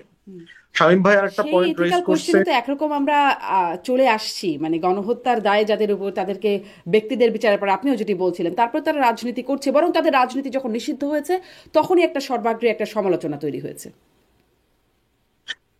বল, আমার মনে হয় যে তখন যে প্রসেস ফলো করলে ভালো হইতো, যেটা হয়তো এর আগে আপনার সাথে আলোচনা করেছি যে এই বিষয়টা এমন, যেটা আমি বারবার বলছি, আমি যেটা ফিল করি যে আমি অনেক জিনিসকে সঠিক মনে করি, কিন্তু এটা নিয়ে যদি আমি ঐক্যমতে পৌঁছতে না পারি আমি ওই সঠিক কাজটাও করব না। এই জন্য হচ্ছে জাতির প্রশ্নে যেটা শামীম ভাই ট্যাগ করছেন যে স্টেট ক্রাফট গভর্নেন্স, এগুলো খুব ক্রিটিক্যাল জায়গা, জটিল জায়গা, যে অনেক সময় সবচেয়ে রাইট জিনিসটাও করা যায় না কারণ এখানে কনসেনসাস তৈরি করা যায়নি। যেমন সংস্কারের আলাপটা অনেক জটিল মনে হচ্ছে কারণ অনেক রাইট জিনিস কিন্তু মানুষ একমত হচ্ছে না। এই জন্য গভর্নেন্সের একটা জায়গাতে আওয়ামী লীগ কোশ্চেনটাকে আমাদের অত্যন্ত স্পর্শকাতরতার সাথে হ্যান্ডেল করতে হবে, কারণ তারা গণহত্যার দায়ী একটা সংগঠন, 16 বছরের হেন কোনো অপরাধ নাই তারা করে নাই। At the same time future ইলেকশনটা যেন ক্রেডিবল, ইন্টারন্যাশনালি গ্রহণযোগ্য হয়।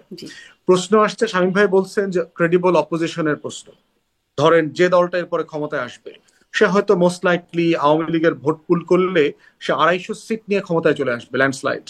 তাহলে দেশের যে পার্লামেন্টারি ডেমোক্রেসিতে যে একটা ক্রেডিবল অপোজিশন থাকা দরকার সেটাও থাকবে না। এমনও হতে পারে 270, 80, 90 সিট পেয়ে গেছে। সেক্ষেত্রে সমাধান কি? সেক্ষেত্রে সমাধান তো খুব সহজ দেখতে পাচ্ছি আমরা, যে বিএনপির বাইরেও তো বাংলাদেশে ক্রিয়াশীল আরো অনেক রাজনৈতিক দল আছে। এই রাজনৈতিক দলগুলোকেই গণতন্ত্রের প্রক্রিয়ার মধ্য দিয়ে ক্রেডিবল অপোজিশন আকারে হাজির হইতে হবে। তো সেই জন্য দেখবেন যে একটা কথা চাউর আছে যে পরবর্তীতে সকল রাজনৈতিক দল নিয়ে একটা জাতীয় ঐক্যমতের সরকার হবে, যেটা ইন প্রিন্সিপাল আমি মনে করি যে এটা গণতন্ত্রের জন্য হুমকি শুরু। এটা ওয়েস্টমিনিস্টার ডেমোক্রেসির যে মডেল আমরা ফলো করছি, যে একটা ক্রেডিবল অপোজিশন দরকার, যে সবাই মিলে নির্বাচন করে যে ফেললে যেটা হবে যে রাষ্ট্রের সমালোচনা করা, ক্রিটিক করা, ভুল ত্রুটি ধরায় দেওয়ার কোনো পলিটিক্যাল পার্টি থাকবে না। তো সেক্ষেত্রে কাম্য হচ্ছে যে ৭১ এবং গণ অভ্যুত্থানকে ধারণ করে বাংলাদেশে নতুন সরকারি দল এবং বিরোধী দলের উত্থান একটা গণতান্ত্রিক রাজনীতির জন্য ভারসাম্য তৈরি করবে। এই ভারসাম্যটা খুবই দরকার, কিন্তু এই ভারসাম্যটা আওয়ামী লীগকে ছাড়া হবে না এমন মতের ব্যাপারেও আমার দ্বিমত আছে, জি, সেটা আপনি সময় বলে বলছেন দেবে। ব্যারিস্টার ফুয়াদ, আপনি খুব যৌক্তিকভাবে একটা কথা বলছেন যে কনসেনসাস, বারবার বলছেন যে খুব সঠিক যেটিকে মনে করা হচ্ছে সেটিও সঠিক হবে না বা করা যাবে না যদি কনসেনসাস না হয়। এখন তো আসলে মানে বিভিন্ন বিষয়ে কনসেনসাসের সেই ঐক্যমতের অভাবটা দেখা যাচ্ছে, এমনকি এখন অভিযোগও চলে আসছেন বিএনপির জ্যেষ্ঠ যুগ্ম সাধারণ সম্পাদক রুহুল কবির রিজভী, তিনি তার একটি বক্তব্য একদম সম্প্রতি তিনি বলছেন যে বর্তমান সরকার দেশের সব শিক্ষা প্রতিষ্ঠান জামায়াতিকরণ করে ফেলেছে। ১/১১ সরকারকে বলা হতো সেনা সমর্থিত সরকার, বর্তমান সরকারকে বলা হয় বিশেষ দল সমর্থিত সরকার। মানে সব দলের, আমরা তো জানি ওই যে যেটি শুরুতেই আলোচনা হচ্ছিল ম্যান্ডেটের ভিত্তিতে, কোন ম্যান্ডেটে এই সরকারটা এসেছে, ঐক্যমতের ভিত্তিতে, তাহলে কি সমর্থন আস্তে আস্তে সরে যাচ্ছে এই সরকারের কাছ থেকে? বড় রাজনৈতিক দল বিএনপি তারা কি মানে শুধুমাত্র কেন বলা হচ্ছে একটি বিশেষ দল সমর্থিত সরকার, বাকি দল কোথায় গেল, বা তারা যারা বলছে তারা কোথায় গেল? আমার মনে হয় যে আসলে ওই যে বিএনপি জামাতকে নিয়ে কি বলছে, জামাত বিএনপি কে নিয়ে কি বলছে, আমার কাছে মনে হচ্ছে দিজ আর ডোমেস্টিক পলিটিক্স, এবং ডোমেস্টিক পলিটিক্সে আপনার দিজ আর পারফেক্টলি ফাইন। মানে আপনি তো দিন শেষে ভোট পুল করতে চাচ্ছেন, আপনি ক্রাউড পুল করতে চাচ্ছেন। একটা হচ্ছে যে আপনার নিজস্ব কনস্টিটিউয়েন্সি আছে, আবার আপনি অন্যান্য দল থেকেও যেন আপনি অ্যালায়েন্স করবার একটা আকাঙ্ক্ষা আছে। আপনি দেখতে পাচ্ছেন এই দল ওই দলের অফিসে যাচ্ছে, সেই দল সেই দলের অফিসে যাচ্ছে, লিখিত ঘোষণাপত্র তৈরি করছে, আবার জয়েন্ট প্রেস কনফারেন্স করছে। সো এইটা আমার মনে হয় যে একটা ডেমোক্রেটিক পলিটিক্সে একটা অ্যালায়েন্সের রাজনীতির কালচার যেহেতু বাংলাদেশে আছে, এটা চলছে। এটাতে আমি খুব মানে বড় বড় মোটা দাগে কোনো সমস্যা দেখি না। দিজ আর মানে পারফেক্টলি ওয়েল পলিটিক্যাল কালচার, এটা থাকতেই পারে আর কি। মোটা দাগে দেখেন সরকার ভেরি পপুলার। আপনি যদি বাস্তবতা দেখেন, সরকারের কাছে যে পরিমাণ দাবি দেওয়া এবং স্যাবোটাজ হচ্ছে, ১৫০-র উপরে সরকার দাবি দেওয়া গত ৬ মাসে হ্যান্ডেল করেছে। মোটা দাগে বড় সমস্যা হয়নি। ২-৪টা গ্যাঞ্জাম হয়েছে, ২-৪টা পুলিশের ব্রুটালিটি আসছে, ভায়োলেন্স হয়েছে, আপনার ওয়াটার ক্যানন চার্জ করেছে, লাঠি চার্জ করেছে, ২-৪টা ঘটনা ঘটেছে, যেটাকে আমি অন্তর্বর্তীকালীন সরকারের সমর্থন অসমর্থনের জায়গা থেকে দেখি না, সেটা আমি দেখি গভর্নেন্সের ক্রাইসিসের জায়গা থেকে, যে ব্যুরোক্রেসি এই সিচুয়েশন গুলোকে হ্যান্ডেল করতে পারছে না।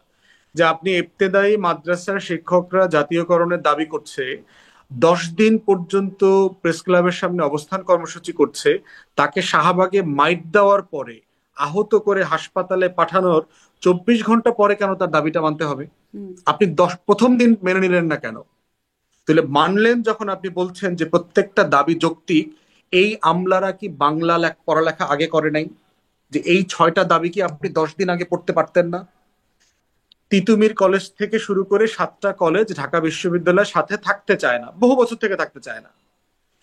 তো তাদের সাথে আপনি পরামর্শ না করে কেন আপনি পরীক্ষার ডেট দিয়ে দিলেন? আপনি এটা করলেন মানে এত মারামারি ভায়োলেন্সের পরে কেন করলেন? আপনি এটা 3 সপ্তাহ আগে কেন করলেন না? তাহলে আমি এই সংকটগুলোকে আমি অন্তর্বর্তীকালীন সরকারের ফেইলিউর জনপ্রিয়তার স্কেলে দেখি না, আমি দেখি হচ্ছে বাংলাদেশের গভর্নেন্সের প্রবলেম দেখে, যে রাষ্ট্র একটা ক্রাইসিসকে কিভাবে হ্যান্ডেল করতে হয়, কিভাবে বসতে হয়, কথা বলতে হয়, আলাপ করতে হয়, এই কাজগুলোতে তারা অভ্যস্ত না। যেমন দেখবেন ডিফারেন্ট পে স্কেলের বৈষম্যের আন্দোলন চলছে, যে 10ম থেকে 11 থেকে 20 যে পে স্কেল আছে সরকারের, তারা খুব অমানবিক পে স্কেলের বেতন পায়। ধরেন তারা এই সব মিলায় বেতন পায় 15,000 টাকা। একজন সচিবের কথা ধরেন, তিনি তার সকল সুযোগ সুবিধা মিলে বেতন পান হচ্ছে 2,16,000 টাকার মতো একজন সচিব। সেইখানে 20তম গ্রেডের একজন পিয়ন, সুইপার, যে মানে একদম ভেরি নমিনাল কর্মচারী আছে, সব মিলিয়ে সে বেতন পায় 15,000 টাকা। ওই সচিব শুধুমাত্র তার কুকের জন্য 16,000 টাকা পান, তার বাসায় রান্না করে দেওয়ার জন্য 16,000 টাকা পায় হচ্ছে ওই কুক। তার সিকিউরিটি গার্ড একটা অ্যালাউন্স আছে একজন সচিবের, ওটার জন্য সে 16,000 টাকা পায়। তাহলে আপনি চিন্তা করে দেখেন, তাহলে আমার উপর থেকে নিচের বৈষম্যের জায়গাটা কোথায়? তাহলে আমরাই কিন্তু মহার্ঘ ভাতার ব্যাপারে কথা বলেছি যে আপনি ভ্যাট বাড়াচ্ছেন, আপনার টাকা নাই, আবার মহার্ঘ ভাতা দিচ্ছেন। কিন্তু এই যে নিচের দিকের কর্মচারীদের যে কষ্টের কথাটা, এই যে আলাপটা কিন্তু আসছে না। তো এই যে গভর্নেন্সের প্রবলেম, এইটাকে আমি মোটা দাগে দেখছি। কিন্তু মোটা দাগে আমার কাছে মনে হচ্ছে সরকার এখনো ভেরি পপুলার, এক্সপেকটেশনের জায়গা আছে, চ্যালেঞ্জ আছে, সকল দল এই সরকারকে ওন করছে, মোটা দাগে তাকে কেউ চ্যালেঞ্জ করছে না। আচ্ছা, এগুলোকে আপনি চ্যালেঞ্জ মনে করছেন না, যেটি বিএনপির পক্ষ থেকে বারবার আসছে, এই বিষয়গুলোকে চ্যালেঞ্জ মনে করছেন না। আর একটু আপনার কাছে এই বিষয়ে আসবো, কিন্তু ব্যারিস্টার শামীম পাটোয়ারি, আপনার কাছ থেকে একটু আহ, এই যে এত দাবি দেওয়া কেন, এই ব্যাখ্যাটা একটু ছোট্ট করে শুনি, তারপর আপনার কাছে অন্য প্রশ্নে যাবো। যে এত দাবি দেওয়া, ব্যারিস্টার ফুয়াদও বলছিলেন যে সরকার এটা করতে পারতো, মানে আগে সিদ্ধান্ত নিতে পারতো। আর রেলের কর্মকর্তা কর্মচারীদের ক্ষেত্রেও যেটি দেখলাম, আলটিমেটাম দেওয়ার পরেও কোনো ব্যবস্থা নাই, তারপরে গিয়ে একটা আলোচনা বা প্রস্তাব সেখানে, এবং সবখানে যাচ্ছেন ছাত্র নেতারা সেখানে। একটা সাত কলেজের ক্ষেত্রেও আমরা দেখেছি হাসনাত আব্দুল্লাহ রাতের বেলা তিনি 2 হাত প্রসারিত করে তিনি সমাধানে গেছেন। রেলের ইস্যুতেও হাসনাত আব্দুল্লাহ যে বৈঠকে বসেন। আসলে এটাকেও কিভাবে দেখছেন? আর কেন এত দাবি দেওয়া এই সরকারের কাছে? একটা দিন মনে হয় যায় না যেদিন কোনো দাবি দেওয়া নাই, মানে একই দিনে অনেকগুলো দাবি দেওয়া একসাথে চলতে থাকে, আন্দোলন চলতে থাকে। এই অবস্থা কেন? প্রথম কথা হচ্ছে যে সরকার ব্যুরোক্রেসি এবং পুলিশকে মোটিভেট করতে পারেনি। এখানে 16 বছরের স্ট্রাকচার বা 16 বছর ধরে কাঠামো ছিল, এই কথাগুলো কিন্তু ঠিক না। কারণ হচ্ছে ব্যুরোক্রেসি বা পুলিশ যখনই যে সরকার আসবে তাকে সহযোগিতা করবে, ঐতিহাসিক ভাবেই করে আসছে।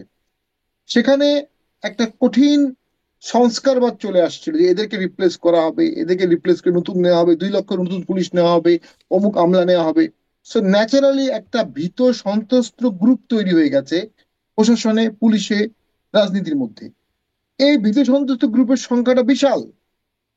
যারা মোটিভেট হয়ে দেশ গঠন করতে পারতো তারা ভীত সন্ত্রস্ত হয়ে একতাবদ্ধ হয়ে দূর থেকে পর্যবেক্ষণ করছে। এবং আরেকটি প্রবলেম হচ্ছে যে তারা আগ বাড়িয়ে সরকারকে সহযোগিতা করছে না। তার পিছনে কারণটা কি?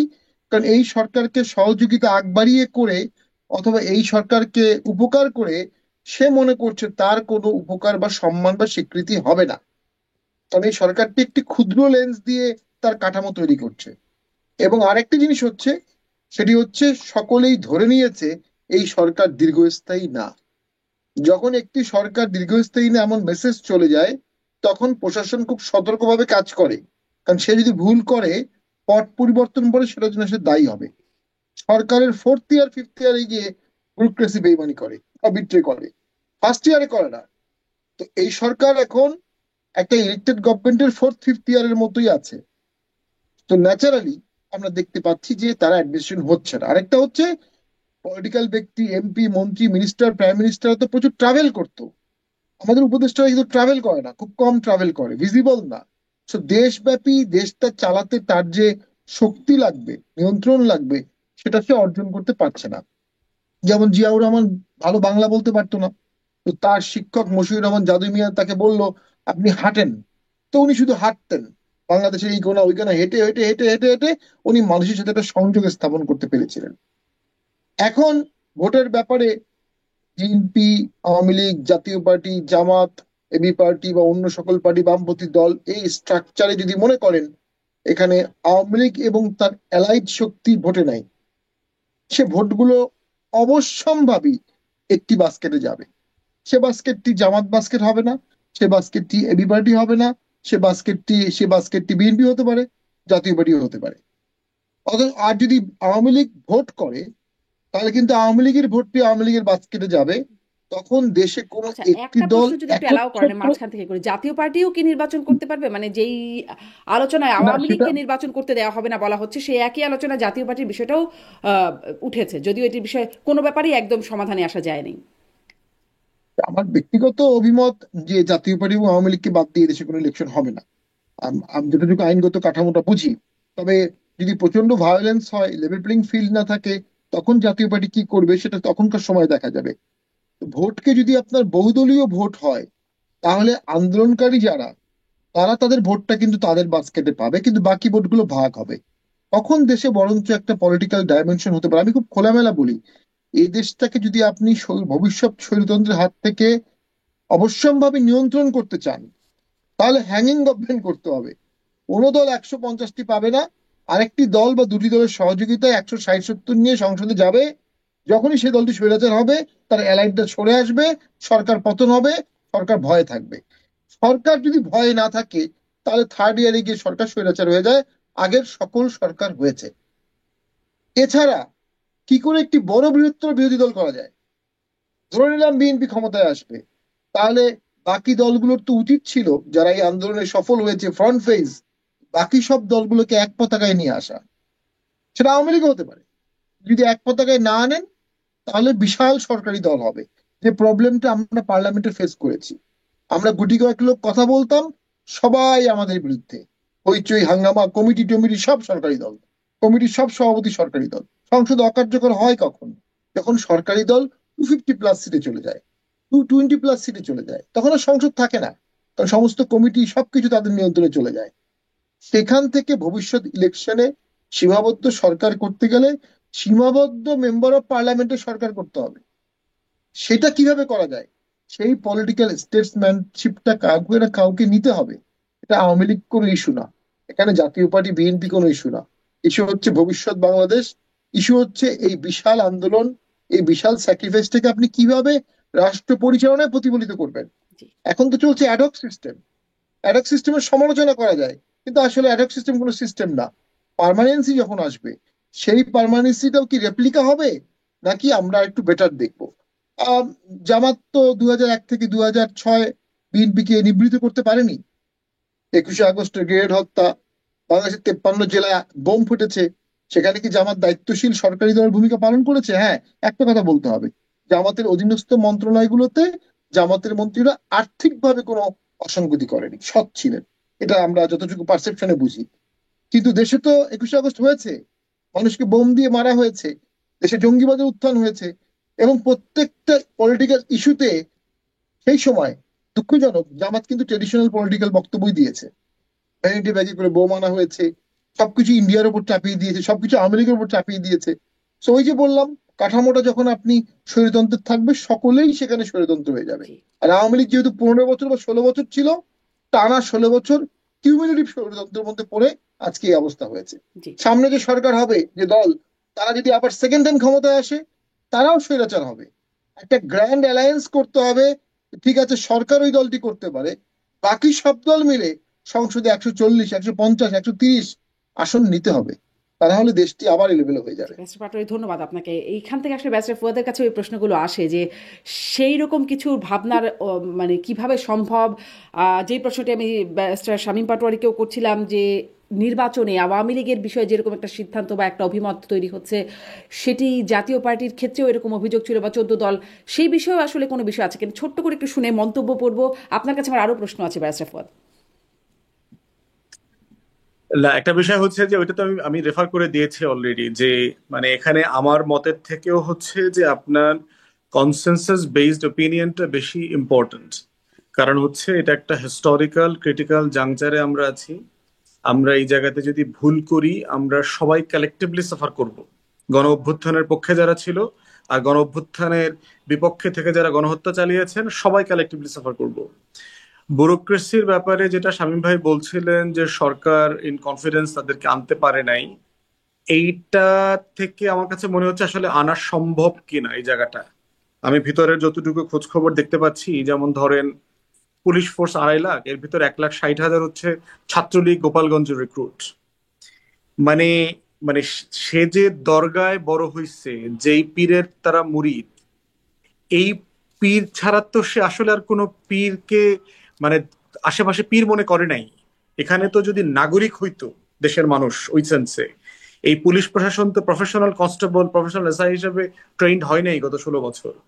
এই জন্য সমস্যা যেটা হয়েছে যে আমার টোটাল ব্যুরোক্রেসির 80% কোনো না কোনো ফর্মে গত 16 বছর আওয়ামী লীগের বেনিফিশিয়ারি দালালি করেছে। তো ব্যারিস্টার ফুয়াদ, এখন সে আর একটা প্রশ্ন একটু যোগ করি যে এখন কি পীর বদলাচ্ছে কিনা, কারণ উপদেষ্টা আসিফ মাহমুদ, উপদেষ্টা নাহিদ ইসলাম তারা বলছেন প্রশাসনের উঁচু মানে উঁচু থেকে নিচু পর্যায় পর্যন্ত, পুলিশের আইজি নিয়োগ থেকে শুরু করে নির্বাচন কমিশন নানান জায়গায় বিএনপি এখন চাপ দিচ্ছে, বিএনপি চাপ দিয়ে তাদের লোক ঢোকানোর জন্য চাপ দিচ্ছে বা এই নিয়োগগুলোর পেছনে চাপ দিচ্ছে।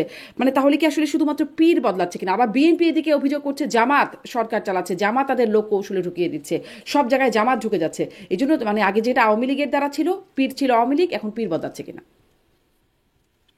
বাংলাদেশে এটা তো একটা মানে ভেরি আনফর্চুনেট রিয়ালিটি আর কি, যে দিন শেষে আপনার এখানে যে একটা ইন্ডিপেন্ডেন্ট ব্যুরোক্রেসি থাকার কথা ছিল, যেটা ব্রিটিশ মডেলের ব্যুরোক্রেসি, এটা নাই। বাংলাদেশে এটা হয়েছে যে আমরা ইনহেরিট করেছি ওয়েস্টমিনিস্টার হোয়াইট হল মডেলের ব্যুরোক্রেসি, কিন্তু আমরা রান করি এটা আসলে হোয়াইট হাউস মডেলের ব্যুরোক্রেসি, যে আমরা এটা সবাইকে আমাদের দলীয় করে ফেলি। হোয়াইট হাউসে দেখছেন না, ট্রাম্প টোটাল 3-3.5 হাজার নতুন ব্যুরোক্রেট নিয়ে চলে গেছে, কয়েকশো ডিপ্লোম্যাটকে একদম 24 ঘন্টার নোটিসে বাইর করে দিচ্ছে। তো এখন দিন শেষে এইটাই আমার গভর্নেন্সের একটা বড় সংকটের জায়গা, যে এবং এটা থেকে আমরা যে কিভাবে হুটহাট করে উঠে আসব, এটারও কোনো কুইক আনসার আমার কাছে নাই, বাট এই তর্কটা উঠতে হবে, চলতে হবে। বিএনপি যেহেতু দলের সাইজ বড়, বিএনপি যেহেতু ইনোভেটিভলি মোটামুটি ক্ষমতায় আসছে, এটা ধরেন 90% একটা রিয়েলিটি বাংলাদেশের কনটেক্সটে। তো ওই যে শামীম ভাই বলেছে যে ব্যুরোক্রেসির মানে একটা মানে আওয়ামী জাতীয়তাবাদী বঞ্চিত লীগে পরিণত হয়েছে।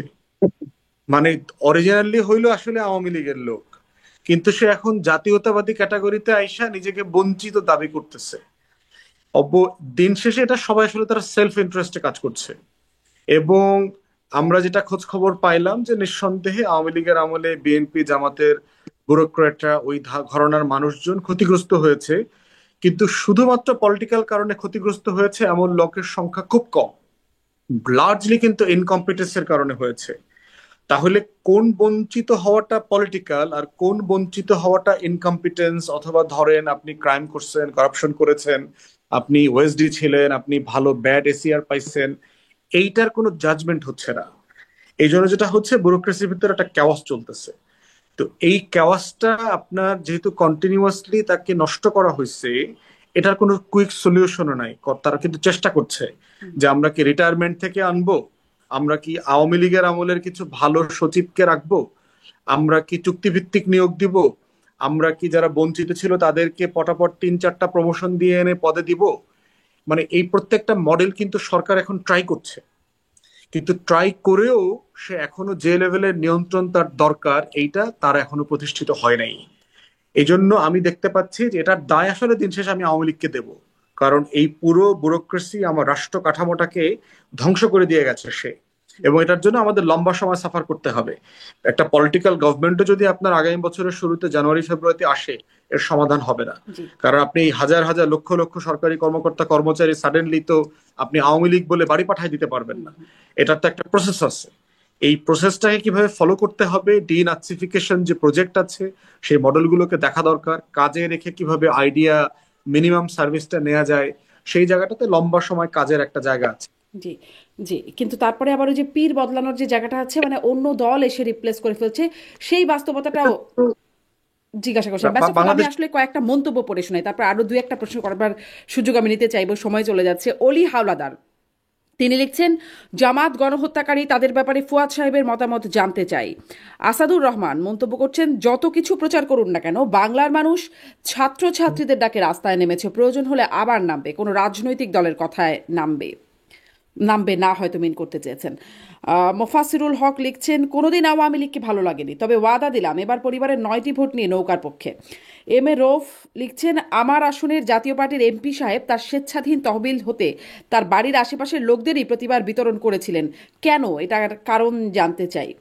মিজান এমডি লিখছেন, এটা 71-75 না, এটা 24, যাহা আমরা নিজেদের চোখে দেখেছি। শেখ শাহিন লিখছেন, কিছু দালালের বিচার করবে দেশের মানুষ, সময় হলে জবাব দেবে বাংলাদেশের মানুষ। মোহাম্মদ মাসুদ, জামাতের অবস্থান খুব ভালো, ঢাকা শহরে সব সিটে জামাতের অবস্থান খুব ভালো, একই কথা লিখছেন। এম এ রৌফ লিখছেন, জাতীয় পার্টির নেতার কাছে জানতে চাই, গত 16 বছরে মহিলা এমপি নামে বরাদ্দ হাজার হাজার কোটি টাকার প্রকল্পগুলো কাজ না করে বিক্রি করা হয়েছিল কেন। মোহাম্মদ বদরুদ্দিন স্যার লিখছেন, নিরাপরাধী তওবা করবে কেন? ৭১-এর অপরাধীরা কি তাহলে কি করবে? এই হচ্ছে মোটাটাকে কিছু কিছু মন্তব্য, আরো মন্তব্যর মধ্যে থেকে কিছু মানে অল্প কিছু মন্তব্য আমি পড়ে শোনালাম। মন্তব্য নিয়ে কোনো মন্তব্য কি করবেন? অনেকগুলো মন্তব্য আছে, শামীম পাটোয়ারি বলবেন। প্রথম হচ্ছে, মহিলা এমপিরা কখনো কয়েক হাজার কোটি টাকা পাওয়ার প্রশ্নই আসে না। সকল এমপিরা মিলেও 5 বছরে 1,000 কোটি টাকা বা 2,000 কোটি টাকা পায় না। সো এটা ভুল মন্তব্য, এটা নিয়ে কোনো সন্দেহ নাই। আমার বাড়ির আশেপাশে বরাদ্দের কথা বলা হয়েছে। আমার বাড়ি থেকে অন্তত বহু দূরে গিয়ে নদী পার হয়ে দুটি ইউনিয়ন, হরিপুর এবং কাপাসিয়া, কাপাসিয়া ইউনিয়নে মসজিদ করেছি, স্কুলের জায়গা কিনেছি, হরিপুরের 3 তলা মসজিদের ভিত্তি দিয়েছি, সেখানে 12 থেকে 15 কোটি টাকার বস্তা এবং পাকা কাজ করেছি, এবং তার পাশে 1200 কোটি টাকার ব্রিজ করেছি আমার এলাকা থেকে 45 কিলোমিটার দূরে। তো ওই মন্তব্যটাও সঠিক না। আর বাকি মন্তব্যগুলো যদি বলবো, দেখুন, হতে পারে রাজনীতিতে আমাদের সকল ভুল হতে পারে, আমাদেরও ভুল হতে পারে। এলাকায় যখন আমরা ছিলাম, আমাদের এমপিদেরকে কখনোই এত বরাদ্দ দেওয়া হয় না যে তার এলাকার সকল মানুষকে সে সুখী করতে পারবে। এটা রুট পলিটিক্যাল কোশ্চেন। এমপিরা পিক অ্যান্ড চুজ করতে বাধ্য হয় কেন? তার বরাদ্দ কম। আবার বরাদ্দ কম কেন? এমপিদের স্বেচ্ছাধীন বরাদ্দ বেশি দিতে ভয় পায়, দুর্নীতি করবে। এটাও একটা চেকস অ্যান্ড ব্যালেন্স আনতে হবে, যে এমপিরা প্রচুর বরাদ্দ পাবে, আবার সৎভাবে সেই বরাদ্দটা খরচ করতে বাধ্য হবে। এই জায়গাটায় কিন্তু রাষ্ট্র খুব দুর্বল। আমি অনেক জায়গায় বলেছি, এখনো বলছি, প্রতি বছর যে বাজেট হয়, সেই বাজেটের 1%ও এমপিরা সরাসরি খরচ করতে পারে না, 1%ও না। তাহলে বাকি 99% কিন্তু ব্যুরোক্রেসি করে। আরেকটি মন্তব্য করে শেষ করে দিচ্ছি। হ্যাঁ, ব্যুরোক্রেসির মধ্যে আওয়ামী লীগের ইমপ্লান্ট আছে, অস্বীকার করা যাবে না। ব্যুরোক্রেসির মধ্যে তীব্রভাবে আওয়ামী লীগের বীজ ঢুকানো আছে। তার মানে এই না যে তারা শপথবদ্ধ আওয়ামী লীগ বাকি সারা জীবনের জন্য। তারা চাকরি করেছে, চাকরিই করবে। এই ব্যুরোক্রেসি অনেকে বিএনপির আমলে ছিল, এই ব্যুরোক্রেসি অনেকে সামনে বিএনপির আমলে আসলে সেখানেও থাকবে। তো তাদেরকে মোটিভেট করা ছাড়া তো আর কোনো বিকল্প নাই। যেটার বিকল্প নাই সেটাই চেষ্টা করতে হবে। তাদেরকে অপমান করে, অপদস্থ করে, ভয় দেখিয়ে, কর্নার করে রাষ্ট্রের তো কোনো লাভ হচ্ছে না, ক্ষতি ছাড়া। রাষ্ট্রের কোনটায় উপকার হবে সেটাই করতে হবে। সেটা যদি না করা হয়, তাহলে তো বিপ্লব, প্রতি বিপ্লব হতেই থাকবে, সংঘাত হতেই থাকবে। জি, মানে আপনি প্রশাসনের মোটিভেশনের কথা বলছেন, মোটিভেশন বা উদ্যমের জায়গায় আমি আরেকটু কথা বলবো, স্বরাষ্ট্রমন্ত্রীর, স্বরাষ্ট্র উপদেষ্টার বক্তব্য নিয়ে কথা বলবো। কিন্তু ব্যারিস্টার ফুয়াদ, আপনারও মন্তব্য সম্পর্কে আপনার মন্তব্য। না, এটা তো খুব মানে ভালো মন্তব্য এসছে এবং ডাইভার্স মন্তব্য এসছে। সমাজের মোটামুটি সকল শ্রেণীর মন্তব্য রিফ্লেক্টেড হয়েছে এখানে, আপনি যে কথা পড়ে শুনিয়েছেন। মানে আমার আমার বিষয় হচ্ছে যে আমি যেটা বারবার দেখার চেষ্টা করছি, যে রাষ্ট্রটাকে যদি আপনি নেক্সট ফেজে নিতে চান, এইটা একটা হিস্টোরিক অপরচুনিটি আসছে। বাট এটাকে খুব মানে ডাম্পি রাইড থেকে, মানে যখন বিমানে উঠি, আপনার যখন একটু ওয়েদারটা খারাপ থাকে, তখন কিন্তু এটা এটা নড়ে। তখন পাইলটের প্রায়োরিটি থাকতে হবে যে আপনি সেফ ল্যান্ডিংটা কিভাবে করবেন। তো অন্তর্বর্তীকালীন সরকারের একটা বড় অ্যাচিভমেন্টের জায়গা হচ্ছে সেই বাম্পি রাইড থেকে একটা সেফ ল্যান্ডিং করেছে দেশে। আওয়ামী লীগের নেতাকর্মীরা যেটা বারবার বলেছে, দেশে গণহত্যা হবে, লক্ষ লক্ষ মানুষ মারা যাবে, দেশে কোনো গণহত্যা হয় নাই, দেশে কোনো গৃহযুদ্ধ লাগে নাই। অতএব সেই জায়গাগুলোতে আমাদেরকে একটা ক্রেডিট আমরা কালেকটিভলি সবাই নিতে পারি, এবং সকল রাজনৈতিক দলের এখানে কন্ট্রিবিউশন আছে। সেখানে বিএনপি বলেন, জামাত বলেন, হেফাজত বলেন, ওলামায়ে কেরাম বলেন, সকল রাজনৈতিক নেতা কর্মীরা কিন্তু তাদের জায়গা থেকে হিস্টোরিক রোল প্লে করেছে। সরকার ছিল না, দেশে কোনো বড় চুরি ডাকাতি, শপিং মল, জুয়েলারি, গোল্ডের দোকান, কোথাও কোনো ডাকাতি হয়নি, কোনো বড় ইনসিডেন্ট ঘটে নাই। তো সেই জায়গাতে আমরা বোধ করছি যে আমরা যদি একটা কনসেনসাস বিল্ডিং এক্সারসাইজে যাই, এটাই আলটিমেটলি আমাদেরকে জাহাজটাকে আপনার গন্তব্যে ভিড়ায় দেবে। এবং এই জন্য আমি প্রফেসর ইউনূসকে যে কারণে অ্যাপ্রিসিয়েট করছি যে উনি জাতীয় ঐক্যমতের কমিশন করবার কিন্তু সিদ্ধান্ত নিয়েছেন। 16 ডিসেম্বরে যে ওনার বক্তব্য ছিল, সেখানে উনি বলেছেন যেটা উনি নিজে চেয়ার করবেন, এবং ড্যাভোসেও কিন্তু ওনার বিভিন্ন ইন্টারভিউতে এই কথাটা এসছে যে রিকমেন্ডেশন গুলো চলে আসবার পরে উনি পলিটিক্যাল পার্টির সাথে ওনার কনসেনসাস কমিশন নিয়ে উনি বসবেন, মিনিমাম কমন এগ্রিমেন্টের জায়গা যেখানে আসবে সেখানেই উনি সবাইকে রিফর্মটা আন্ডারটেক করবেন। তো প্রফেসর ইউনূস পারসিস্টেন্টলি মনে হয়েছে যে ওনার জায়গাতে, ওনার দৃষ্টিভঙ্গিতে উনি পরিষ্কার আছেন, খুব বড় চ্যালেঞ্জ নেওয়ার মতো জায়গাতে। উনি রেভলিউশনারি মানুষ না, ওনার অ্যাডভাইজাররা রেভলিউশনারি না, এবং এটার প্রবলেমও আছে। ওই যে শামীম ভাই বলছেন যে এরা ভিজিবল না, এরা মোস্ট অফ দেম তাদের যার যার জায়গাতে হয়তো অনেক কম্পিটেন্ট, কিন্তু রাষ্ট্র সাপেক্ষে অধিকাংশ উপদেষ্টাকে আমার খুব ইনকম্পিটেন্ট মনে হয়েছে। তারা আসলে রাষ্ট্র বোঝেন না, দেশ বোঝেন না, গভর্নেন্স বোঝেন না। এবং এটা আমাদের একটা কালেকটিভ ফেইলিওর, এটা পলিটিক্যাল পার্টিরও ফেইলিওর। রাষ্ট্র যারা চালায়, দেশের বুদ্ধিজীবী, সিভিল সোসাইটি, সবাই রাষ্ট্র কাঠামোটাকে আসলে ভালো বোঝেন না, যে কোথায় গভর্নেন্সের ঘাটতি আছে, কোনটা কত সুন্দর করে করা যায়, কোন কাজটা টাকার অপচয় কমায় দিয়ে কম টাকায় কিভাবে করা যায়। এটা বারবার না করবার কারণে যেটা হয়েছে যে আমরা বারবার ভুল করছি, আমরা স্লিপ করছি। তো এটাই আমি আমি যেটা আশাবাদের জায়গা হচ্ছে যে একটা জাতির পলিটিক্যাল কনসাসনেস তৈরি হইলে আমাদের এই বাম্পি রাইডের মুহূর্তগুলো আসবে, কিন্তু আমরা আবার এই লড়াই করে করে একটা সেফ ল্যান্ডিং এর দিকেও যাব। তো এটা হয়তো আরেকটু ডিফিকাল্ট টাইম আমাদের সামনে আছে, কিন্তু আমি খুবই আশাবাদী যে বিশাল ইউথরা পলিটিক্যালি কনসাস হয়েছে। যেটা আমি বলি যে শেখ হাসিনার ব্যাপারে অনেকে আমাকে আওয়ামী লীগের লোকজন জিজ্ঞেস করে যে একটা গুণও, একটা প্রশংসাও কি করা যায় না শেখ হাসিনার গত 16 বছরে। তা আমি অনেক ভেবেছি যে শেখ হাসিনার অবদান কি কি কি বলা যাবে। আমি যদি কখনো ধরেন আমার বুড়া বয়সে বেকার হয়ে যাওয়ার পরে আমি যদি আত্মজীবনী লিখি, আমাকে তো শেখ হাসিনা নিয়ে লিখতে হবে, শারমিন আপাকে নিয়েও লিখতে হবে, ওনার উপস্থাপনা নিয়ে লিখবো, শামীম ভাইকে নিয়েও লিখবো, কিছু না কিছু প্যারাগ্রাফ তো থাকবে বিভিন্ন জায়গাতে। তো শেখ হাসিনাকে আমি যেখানে অবদান দিব সেটা হচ্ছে বাংলাদেশের আই হেইট পলিটিক্স জেনারেশনটাকে সে পলিটিক্যাল করে দিয়ে গেছে, যেটাকে আমরা চিৎকার চেঁচামেচি করে বক্তব্য দিয়ে অনলাইনে করতে পারি নাই। আমরা বলেছিলাম এগুলো ফার্মের মুরগি, সারাদিন অনলাইনে ফেসবুকে ইউটিউবে বুধ হয়ে থাকে। সেই ফার্মের মুরগিগুলো আপনি এখন কলেজে, বিশ্ববিদ্যালয়ে যান, চায়ের দোকানে যান, টিএসসি তে যান, মিনিমাম 100টা জায়গায় পলিটিক্যাল ডিসকাশন হচ্ছে, রাষ্ট্র নিয়ে কথা হচ্ছে, সংবিধান নিয়ে তর্ক চলছে।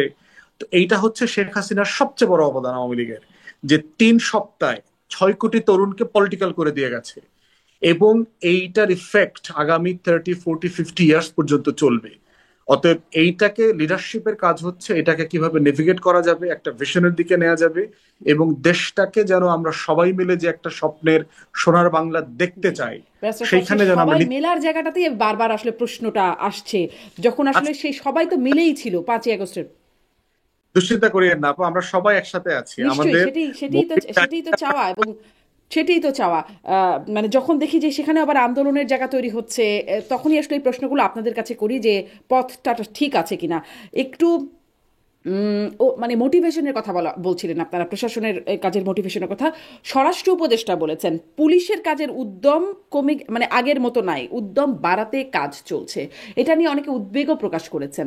একটু ছোট ছোট করে আপনাদের দুজনেরই একটু মন্তব্য জানতে চাই। উদ্যমটা আগের মতো নাই, কি করা হচ্ছে আসলে পুলিশের উদ্যম বাড়াতে? পোশাক একটা পরিবর্তন করা হলো, সেটি নিয়ে ব্যাপক সমালোচনা তৈরি হলো, যে এই পোশাক তাদেরকে, মানে আইন শৃঙ্খলা বাহিনীকে দেওয়া হলো। আসলে কি পরিবর্তন হলো উদ্যম মানে ফেরাতে? জি, আমি বলবো। জি, বলে মানে দুজনের কাছে একই ভাবে আসবো। ব্যারিস্টার শামীম বলেন। প্রথমত যে দেখুন, হ্যাঁ, একটা কথা অস্বীকার করা যাবে না যে বিগত আন্দোলনে কিন্তু অনেক জেলাতেই প্রশাসনের লোকজন কিন্তু আন্দোলনে বাধা দেয়নি অনেক ক্ষেত্রেই, কিন্তু পুলিশের লোকজন শেষ পর্যন্ত যুদ্ধ করেছে। এখন তারা হলো force in discipline with arms, তাদের যুদ্ধ করাই কিন্তু দায়িত্ব। আই মিন, গুলি করা শেষ পর্যন্ত, গুলি করা দায়িত্ব না, বাট যদি দেশে একটা আন্দোলন হয় তারা সেটাকে দমনের চেষ্টা একটা লিমিট পর্যন্ত করবে, সেই লিমিট তারা ক্রস করেছে। আবার এসএসএফ যদি শেখ হাসিনা না পারাতো, এসএসএফ কি গুলি করতে বাধ্য হতো না? এসএসএফ এর আর কি বিকল্প ছিল? আই মিন, তারা ওথ বাউন্ড গুলি করার জন্য।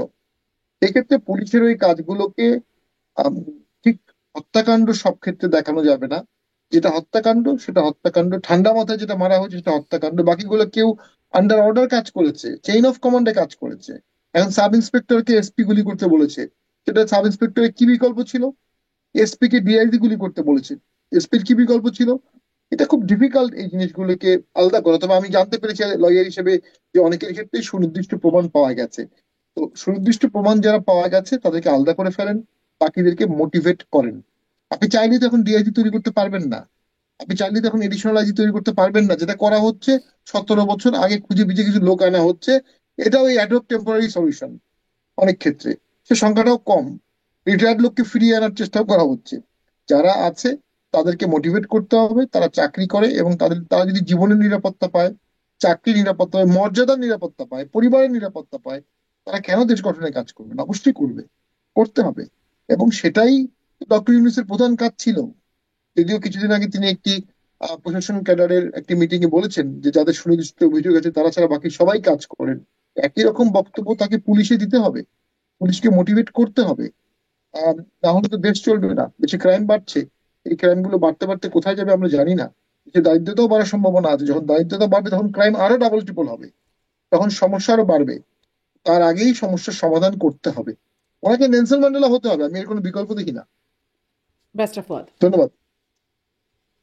এটা এটা জটিল একটা প্রস্তাব আমরা দিয়েছিলাম যে আপনার ইমিডিয়েটলি একটা বড় অংশকে যারা গুলি করেছে তাদেরকে যদি আইডেন্টিফাই করে আপনার আপাতত নিউট্রাল করে ফেলা যায় এবং এটাকে আপনি রিপ্লেস করতে পারবেন। আমরা দেখেছি যে বিভিন্ন আর্মড ফোর্সেসে চাকরি করেছে, বিডিআর এর জওয়ান ছিল, এরকম প্রায় 60,000 রিটায়ার্ড সোলজার আছে বিভিন্ন ফোর্সের, ট্রেইনড সোলজার। আপনি তাদেরকে রিকল করতে পারেন, কারণ তারা হচ্ছে যে এই ধরনের যে কোনো ক্রিটিক্যাল টাইমে রাষ্ট্রকে সার্ভ করতে বাধ্য। আর যেহেতু আপনার আর্ম ফোর্সেসে তারা 17-18-তে ঢোকে এবং 18-20 বছর চাকরি করে তারা রিটায়ারমেন্টে চলে আসে, তাদের একটা বিশাল অংশ এখনো ফিজিক্যালি ফিট। তো সেই রকম একটা জায়গা থেকে একটা ভলান্টারি ফোর্স রিপ্লেস করে দেওয়া দরকার।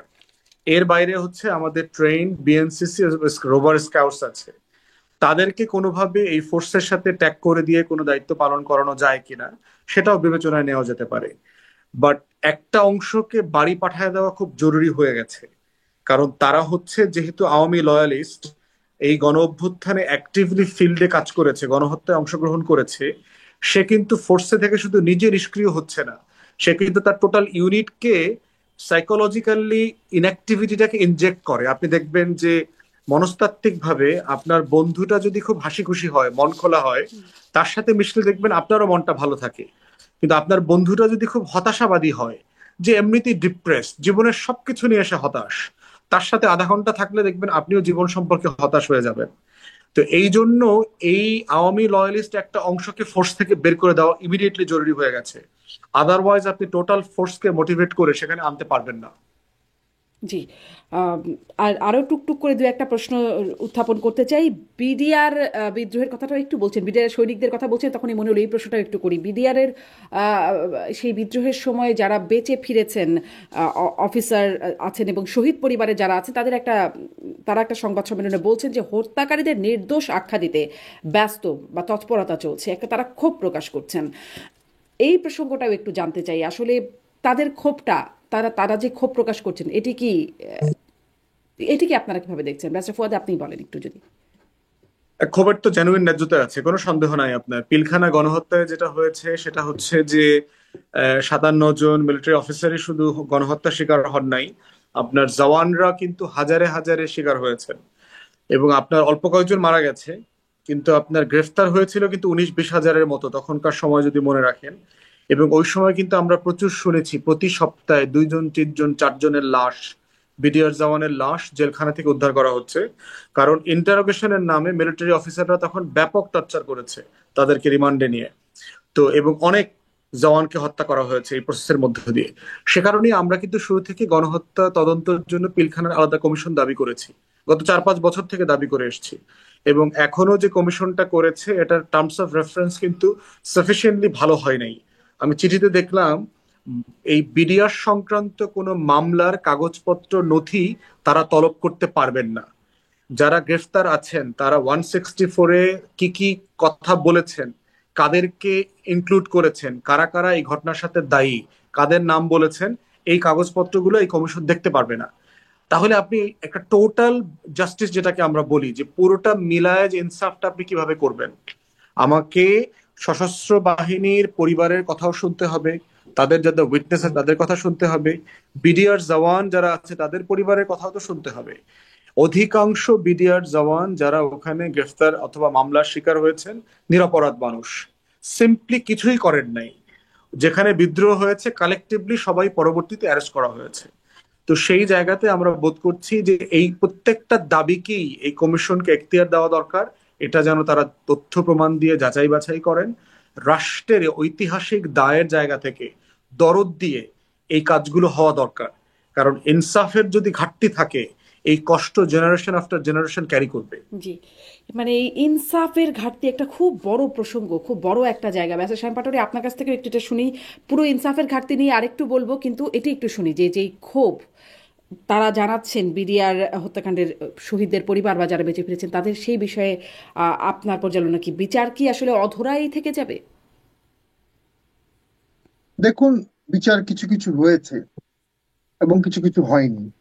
যে কিছু কিছু বিচারগুলো হয়েছে সেগুলোতে অনেক 164 আছে, যেটা ওই দ্রুত বিচার ট্রাইব্যুনালে যে মামলাটা হয়েছিল, সেই মামলাটি পরে হাইকোর্টে আসার পরে আমি দু একটি মামলায় ইনভলভও ছিলাম। আমি মনে করি অনেক ক্ষেত্রেই বিচারের রায়গুলো সামারি হয়েছে। একজন বলেছে যে অমুক ছিল, আরেকজন বলেছে আমি দৌড় যেতে দেখেছি, ব্যাস ফাঁসি দিয়ে দেওয়া হয়েছে। ব্যাপারটা এত সহজীকরণ করা ঠিক হয়নি।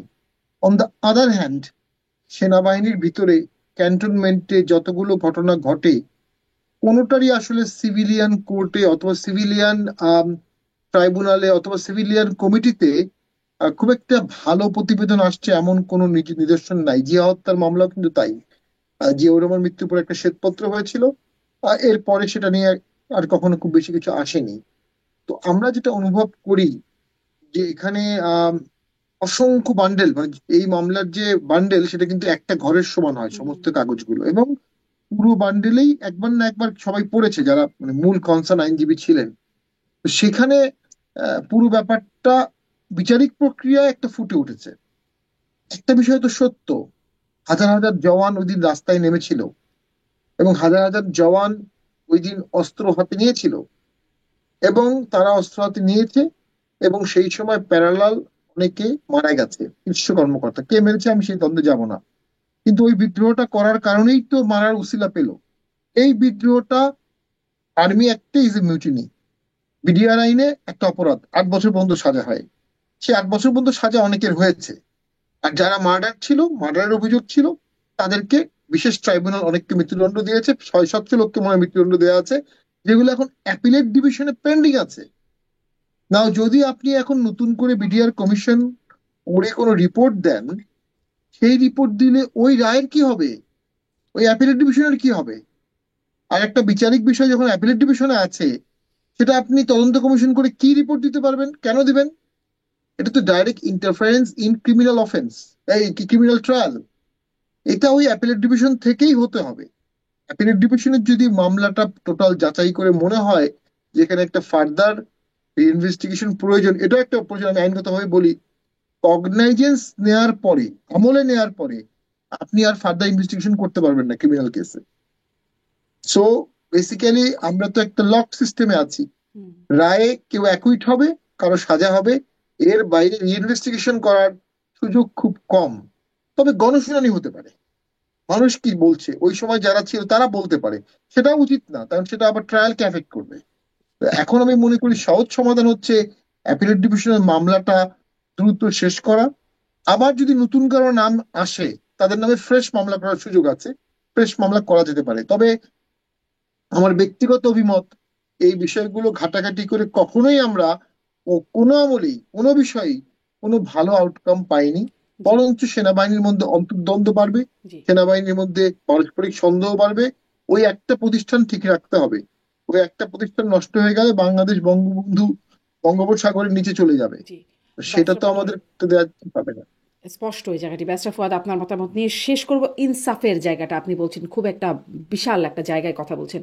সেখানে আমরা মানে 21শে আগস্টে দেখলাম তাদের সব খালাস হয়ে গেল, কোনো বিচার হলো না। মানে বিডিআর বিদ্রোহের ক্ষেত্রে এখন আবার পুনরায় রায়, এটা নিয়ে প্রশ্ন উঠছে। 10টা কষ্ট মামলায় মানে বিষয়গুলো এত মানে ইনসাফের জায়গাটা কি নিশ্চিত হচ্ছে নাকি আহ, মানে আরো বেইনসাফির জায়গায় কোথাও চলে যাওয়ার রাস্তা তৈরি হচ্ছে? আপনাদের পর্যালোচনা কি, একজন আইনজীবী হিসেবেও বটে, একটু জানতে চাই। না, দেখেন, এটাই তো মানুষের লড়াইয়ের ইতিহাস। মানুষ কেন লড়াই করে, মানুষ কেন যুদ্ধ করে? আমাদের শত শত বছরের লড়াইয়ের ইতিহাসটা কি ছিল? পাকিস্তান রাষ্ট্রটা দেখেন, এই বাঙালি মুসলমান এবং বাঙালি নিম্নবর্ণের হিন্দুরা মিলে বানাইলো। যে রাষ্ট্রটা সে বানাইলো, সেই রাষ্ট্রটাকে সে আবার 24 বছর পর তালাক দিয়ে দিল। কেন দিল? কারণ তার যে আকাঙ্ক্ষাটা ছিল যে আমি ইনসাফ পাবো, আমি বৈষম্যের শিকার হব না, আমাকে আমার সাইজের কারণে, আমার একটু মানে কালো গায়ের রং বলে আমাকে হেয় করা হবে না, ছোট করা হবে না, এই কষ্টগুলোই তো জমেছিল, এই কষ্টগুলোই তো তখন মানে মানে এক্সপ্লোড করছে, ইমপ্লোড করছে 70-এর নির্বাচন এবং 71-এ। এবং এটা হওয়ার পরেও তো আপনার লড়াইটা থেমে যায় নাই। 75-এ একটা বড় ঘটনা ঘটেছে, এরপরে 81-তে ঘটেছে, 90-তে ঘটেছে, এবং এটা ঘটে চলছে। এবং সামারালি আপনি তো পলিটিক্যালি প্রত্যেকটা ঘটনাকে ইনসাইটে গিয়ে বিবেচনা করতে পারবেন। দিন শেষে আমার কাছে মনে হয়েছে ইনসাফ is the essence of the struggle. কারণ এটার কারণেই ব্যক্তিগত মানুষ হিসেবে আপনার ভেতরে যে ক্ষোভ জমে না, এই ক্ষোভটা তো জনে জনে বাড়তে থাকে, সমাজের ব্যাপারে, সরকারের ব্যাপারে, দেশ যারা চালাচ্ছে। হাসিনার বিরুদ্ধে কেন এই ক্ষোভ? যে এই জুলুমের ডটগুলো, জুলুমের নোক্তাগুলো একটা সিন্ধুতে পরিণত হয়েছে হাসিনার বিরুদ্ধে। 16 বছরে তার বিরুদ্ধে অভিযোগগুলো কি? ইনসাফের অভিযোগ আসলে, যে আমি গণহত্যার শিকার হয়েছি, আমাকে বেশি দামে জিনিস কিনতে হয়, আমাকে ভোট দিতে দেওয়া হচ্ছে না, আমাকে পুলিশ মারে, আমাকে এক্সট্রা জুডিশিয়াল কিলিং করছে।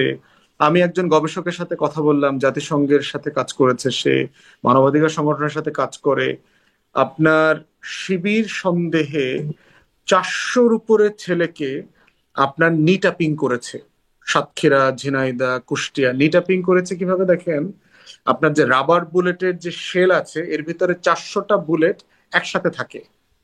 এই 400টা বুলেটের একটা একটা জিনিস, প্যাকেজ, হাঁটুতে ধরে একসাথে গুলি করে দিয়েছে। এবং ওই লোকগুলোর হাড়গুলো, হাড়টা সিম্পলি গুঁড়া হয়ে গেছে। সিম্পলি হাড় বলতে ওখানে আর কিছু নাই, মেরুদণ্ডে গুলি করেছে। 400 বুলেট যদি একটা মেরুদণ্ডে এট এ টাইম আপনার চলে যায়। এবং তারপর অ্যাসাইন করা ডাক্তার ছিল, থানায় নিয়ে থানার টেবিলের উপরে পা রেখে ওই পাটা কেটে দিয়ে আসছে। আর বলতেছিল ডাক্তার যে, তুই মিছিলে গেলি কেন, তুই শিবির করিস কেন, তুই আওয়ামী লীগের বিরুদ্ধে স্লোগান দিলি কেন?